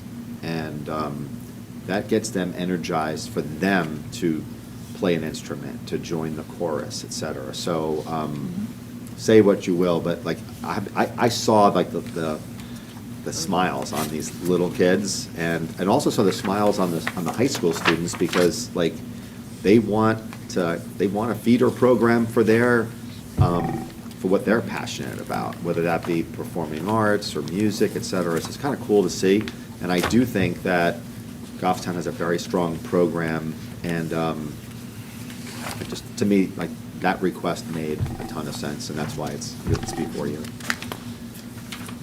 Thank you, Jenny. All right, so page 59. So these are all your special ed lines.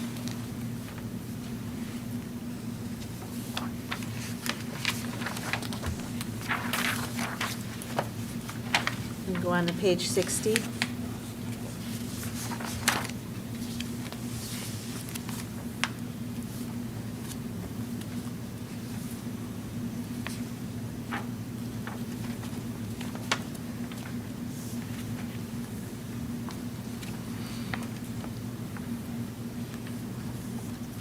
So it looks like the same theme, Scott, some increases in books and printed material, Yeah. software costs, and then same thing with athletics officials. And does Yeah. this also include the game manager, Scott? Yeah, so we're looking at, we're gonna be revamping the pay rates on, we have people that are the people who operate the clock, and like, we're revamping those pay rates because they haven't been updated in 10 years, it's kind of bad, but, so it includes your clock operator. We have folks that also manage the crowd.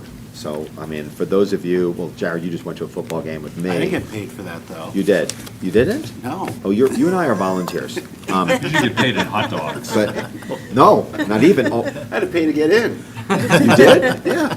You just tell me or announce it. Oh, okay. It's a donation. Yeah, It's a Donate, consider a donation.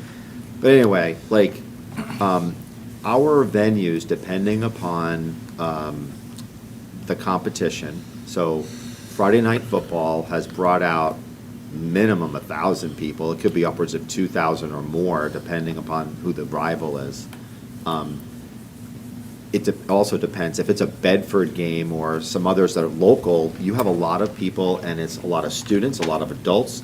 Some people behave better than others, so we've been having 3 and 4 police officers for these games. And we also have a lot of high school administrators have been there.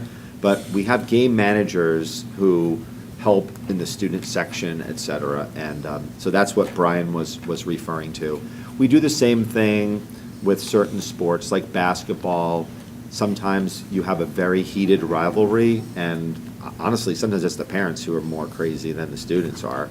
Sometimes? Yeah. And so just having, you can't just have your athletic director there. And then the other big thing that we have is that we have multiple sports going on, sometimes one here, one inside. So we have volleyball going on inside, soccer on the out. There's a lot of things going on. So these people assist the athletic director in making sure that the officials are greeted and that the event goes off. So Scott, this is something that we're having some internal conversations about because Yeah. those rates of pay haven't been adjusted in a long time. Yeah. And you're anticipating that we might be coming to the board with a recommendation? I don't know. We've never really done that in the past. I mean, that's something that you Okay, so we could authorize. talk more about that. It's you. but- It's a you thing. But we've identified that this is an area that Yeah. we But- haven't touched But in if a the while. school board didn't know, we do have faculty and staff who assist manage these things, because there could be, like I said, 2,000 people, and you have to, there's safety reasons for this, behavior reasons, et cetera, and that's something that the superintendent, authorizes pay, on these things. So just so you're aware of that.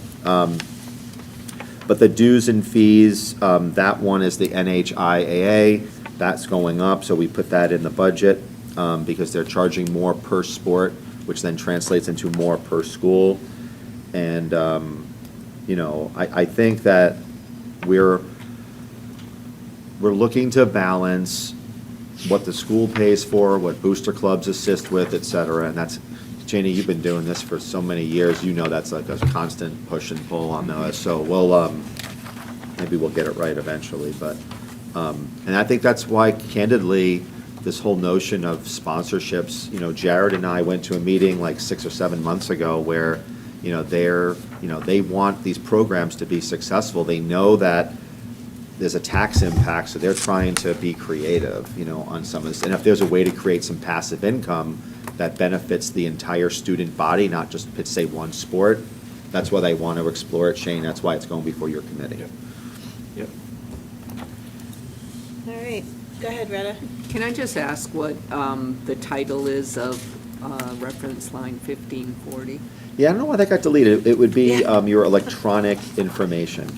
642 is electronic information, and I don't know, I run a macro through Excel, and I don't know, maybe I noticed that too, so maybe it didn't do You're it right. zeroing out the line, so. Huh? Yeah. You're zeroing out the line. When you zero Essentially. it out, you delete the name. I don't think I did, think I did that, but I hope I didn't, but that's what it should be. All right, so page 61.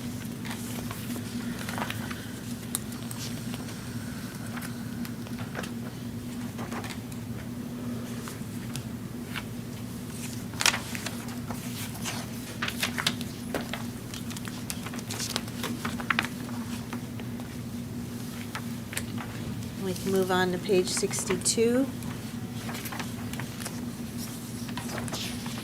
This is adult ed stuff. Is that an increase in the cost of the high set perhaps, or more students maybe taking the high set? Yeah, I think. And it's also important to know that there's likely a corresponding revenue. Yeah, with there these is as well, revenue, because but you gotta people are budget paying for to it. take the tests. You gotta budget for it, and Kurt and I went back and forth on this one as to what that number should be, and he wanted 3, and we landed on 2. So, we'll see how that goes. Well, I mean, the actuals, the 2024 actuals, we spent 3. So, Yeah, I think Ty went to the runner, so I got it, and we'll see. I mean, but it's offsetting, so, we'll see revenue on the Yeah. back end. And if we overspend the line, we overspend the line, so. All right, moving on to page 63. Page 63 is your school counselors, Compensation, salary, insurance. salary benefits. Moving on to 64, it's the same.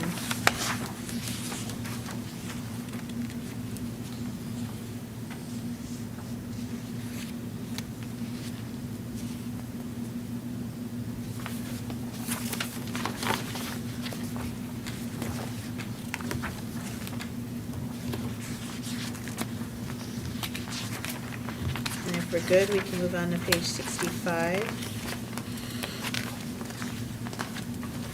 Nursing supplies, looks like the only increase on this page. Yep.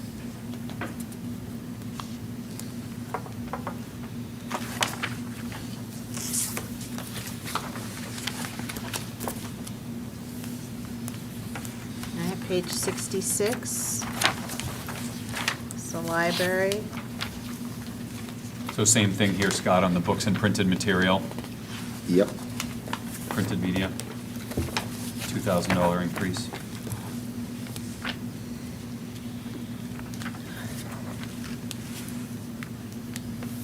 And Jared, to your point, line 1709, so you saw a decrease of about $8,000 in that default, which then went to Mountain View.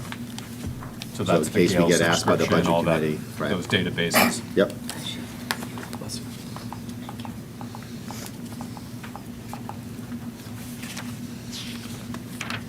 All right, page 67.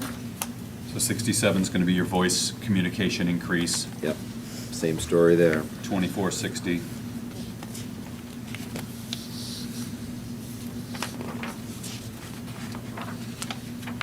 Have we had the same curriculum coordinator for line 1723 for the past couple of years? And same dean of students? I can't recall. We have a new dean of students at the high school. I thought- Yeah, we've had a couple of changes Yeah. there. Okay. Yep.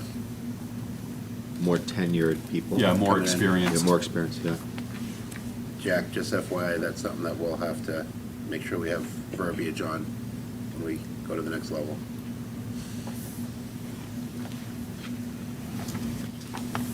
All right, page 68.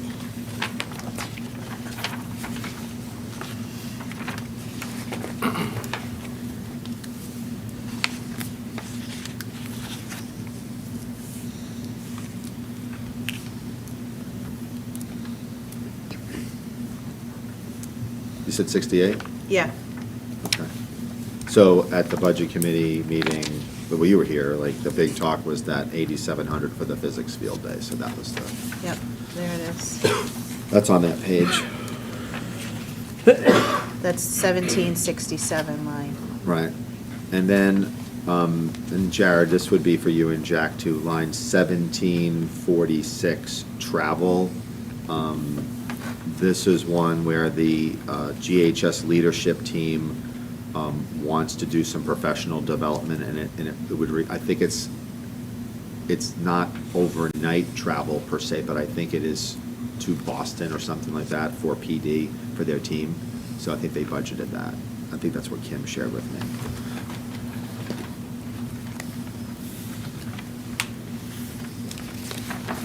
Is everybody good with page 68? We can move on to page 69. So water sewer increase, maintenance increase.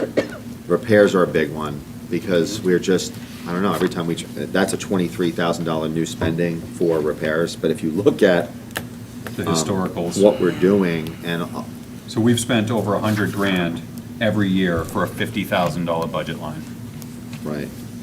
But a lot of times it's because there's like a door set that, we can't, like, we have to spend $20,000 on doors because we can't do this access control, so you don't, like, there's things that are, they pop like that. But so you've got a $23,000 increase, but that only gets you I to know that, but I 74,000, can't- which is, I'm just, I understand. you gave me.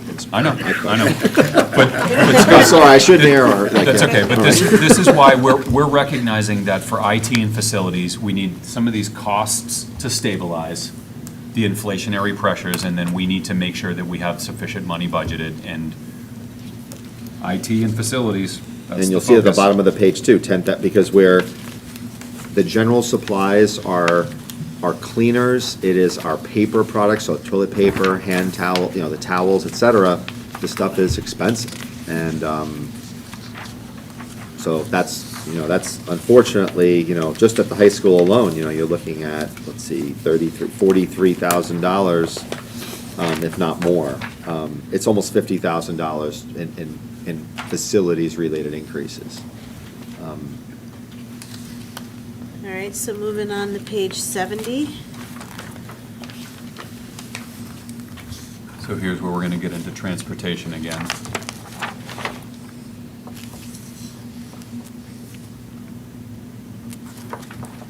So on the transportation end, this is where you'll see new, so a couple of things I wanted to point out. So on line 1817, athletic transportation, again, athletic transportation for Goffstown High School fluctuates from year to year. It's very difficult for athletic director because based upon who you are playing and a schedule, if you're going to Keene, very expensive trip. If you're staying local and you're going to Central High School, it's not as expensive. That being said, we're way under budget at $85,191. There was a $30,000 budget transfer from Volk Transportation to get us to the 115. So I think that'll do it for us, but we'll monitor that one. And then the other one was field trips. So I know the board encourages field trips at all grade levels, but that's not something that's a default budget item, whereas regular ed, the law requires you to K through 8, and our buses are purchased on a bus, not on a route.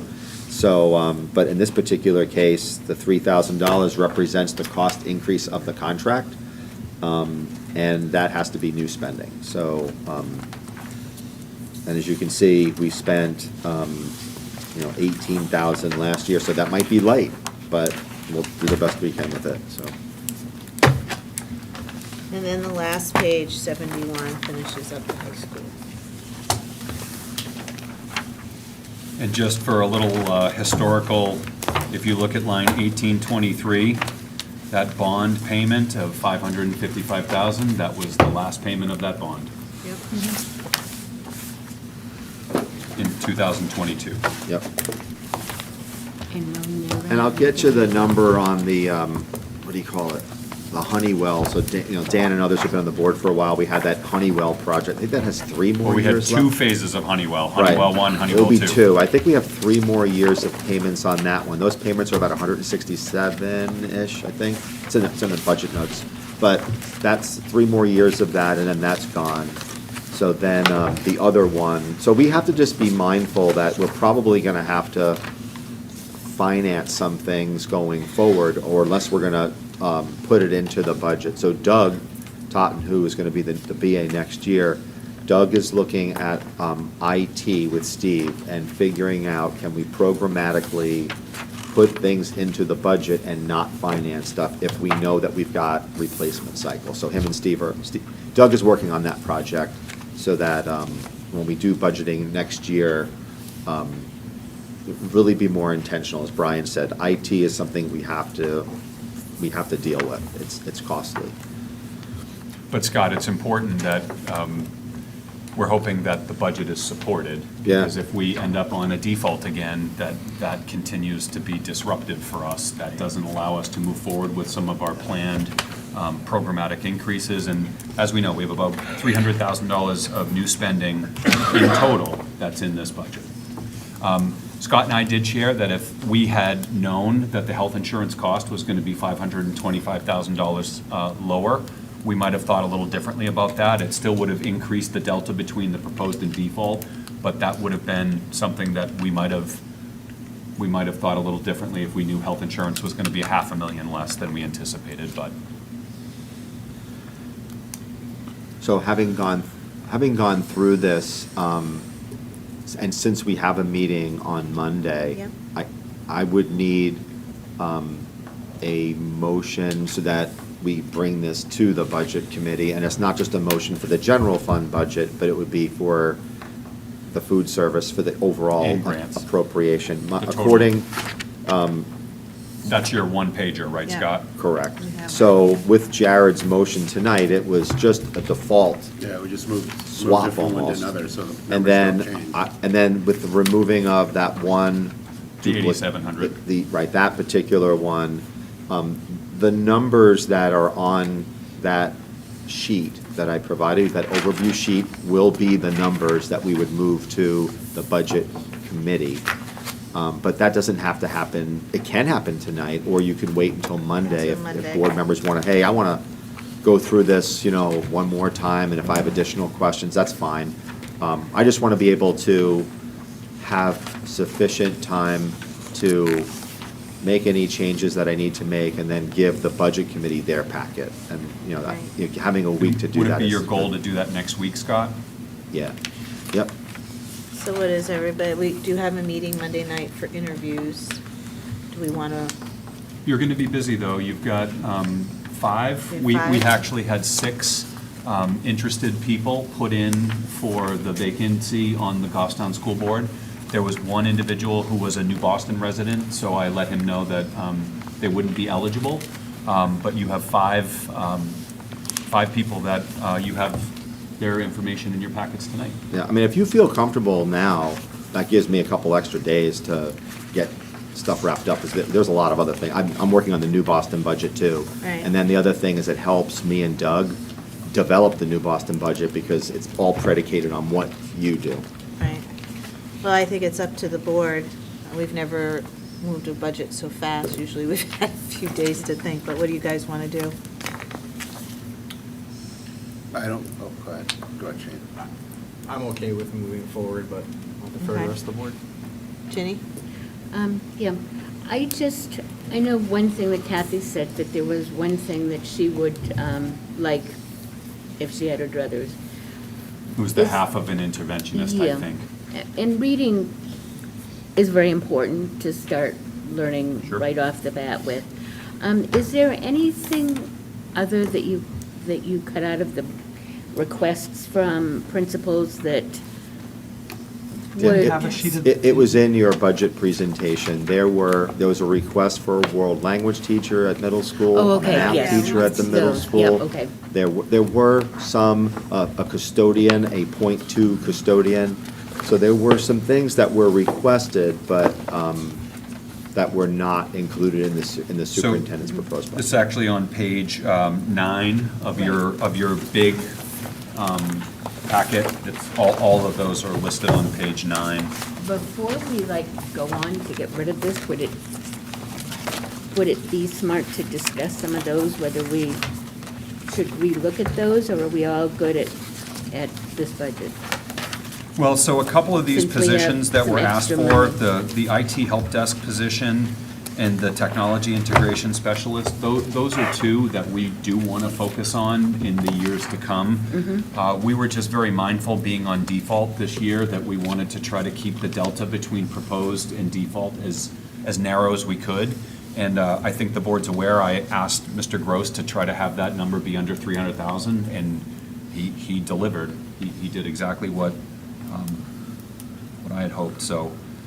What does world language do as far as the kids continuing to get their credit at the high school? I'm going to Not ask Mrs. having- Kohler to address this one.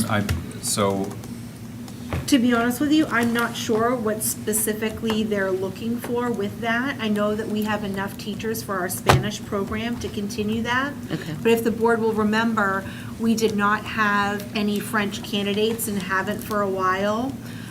So they were looking at other options to look and see what we're also offering here at the high school, that we could offer another feeder program, so another choice. Whether that was Latin, I'm not sure, so I don't want to speak if it wasn't Latin that they were looking at, but I know they were looking to try to give some choice, but I don't know the specific language. I apologize for that.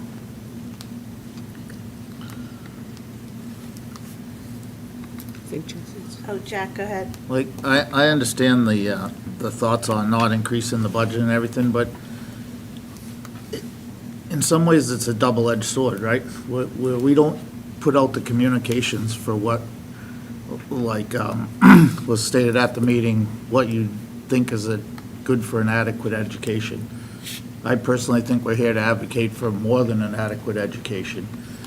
And when we don't put forth the true needs, because and I understand being conscious of the tax implications in the default budget, but somewhere in there, then it's also feeding the things of, look, they've been making do with this, but we're not really making do with this if we're not keeping up with our technology side of it, we're not keeping up with facilities maintenance, we're not keeping up with feeding all the kids. Things that we could do that would help our quality of our education could be seen as adequate education, right? Somewhere in there, even if we're not asking for it in the budget, it needs to be communicated clearly to the tax-paying citizens, right? That here's what we're giving up. Here's what we in some way should be asking for if we didn't consider cost, right? This is what I really feel, right? We're here to advocate for kids. That's our first thing, right? Second would be fiscal responsibility, I guess. So where does that line, where does that come from? Where does that information, how do we put that out, right? When we sit in different boards and you hear the grim outlook of the people that are struggling to get by in different branches, right? And so, yeah, so we don't want to get shot down, we don't want to feel the pressure from the town because of increased taxes, but are we doing the kids justice? I don't know what the answer is, I'm not claiming to know, but where's Yeah, that? If I can try Yeah, to go take a ahead, shot at that. Jack, what we tried to do is because we were on default this year, one of the things that I'm very aware of, the years prior to my becoming the superintendent, we had a number of default budgets. And I think Mr. Cludio will remember these because he was the chair of the budget committee. So, for example, we had a budget get voted down, and let's say the delta between the proposed and default was 400,000. We then came back the next year, and the delta was even bigger. So the need was still there. What we wanted to do programmatically was still there, but we ended up asking for a larger increase and then would get another year of default. So I'm very conscious of the fact that we're on default, and I didn't want to ask for more money in terms of the spread between the proposed and the default. Do we have needs? We do. And if you told me which one of these would you include, I would include the two IT positions. Those are the ones that I think we need to focus on the most. However, herein lies the balance. So I do think looking at this over multiple fiscal years is the way to do it. And I would be nervous that if we include, say, the district technology integration as specialist, that's $100,000. So we go one position, we go from 300 above default to 400 in just one swoop. So we can do that. I just think that there's some corresponding risk with that. And I've always been in the camp that I think have a multi-year vision, have a strategic plan of how you want to budget and how you want to allocate your resources and do it over time. And sometimes you have to go a little slower than you might want to, but unfortunately, given the challenges we have with funding, I think that is the more prudent thing to do. Go ahead, Rita. Thank you, Jack. And I really appreciate that we include this slide during the discussion. We call this the Ginny slide. Yeah, and I think it's really helpful, and I'm trying to remember if we actually include this information in the budget presentation during the deliberative. And to Jack's point, I think maybe we should be saying, these are the things that we're putting aside, this is our vision, and also making the statement of what's important for the schools. I think a lot of the discussion around the rising costs, and we still have to deal with it, nothing else is changing except for the prices, so that's really impacting the budget. I think also part of the vision of how we move our schools forward, because I think we've enjoyed pretty positive support from the community, and letting them know that we are thinking about these things. We're also thinking about the challenges and, the whole state funding issue. I think it's really helpful for them to better understand if we make that part of the budget presentation. I agree. Yeah, I think that makes sense. Go ahead, Jenny. I also would like the page 107 that I was reading today, a little bigger font, though. Always. Yes. This one is brutal. I think that is something that we need to, put everywhere we can possibly put to advertise to the public of all of these things that have happened over the years, that have decreased or increased our need to spend more money because of different mandates that have been declared to us, but not funded. You must do this, you must do it by this date, you're on your own, figure it out, that have, made education more expensive for us, and the state hasn't done their part at funding those mandates as they come along. So I think that's really important for the public to see this page and a half of things, which could probably be 3 pages. I think it's important information for people to know.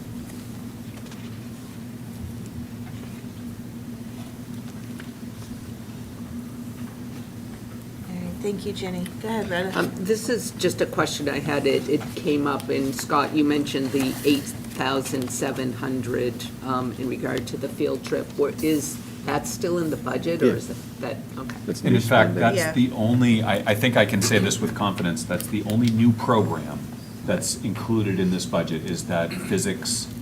Canopy Lake Physics. Physics thing. Yeah, that was Sounds towards the end of the high interesting. school Yeah, page. I just want, I It is. just How want to many make sure. times does it Yeah, go around in a it's circle? still- What would happen if it What's the broke off? velocity, How what's far the, will if it you go? increase the mass on the, those How are do you- all the kinds of How do you calculations. does it separate break? if you don't fill every seat? You gotta do every third one before you fill it up as it goes around. How to make math interesting. Yeah?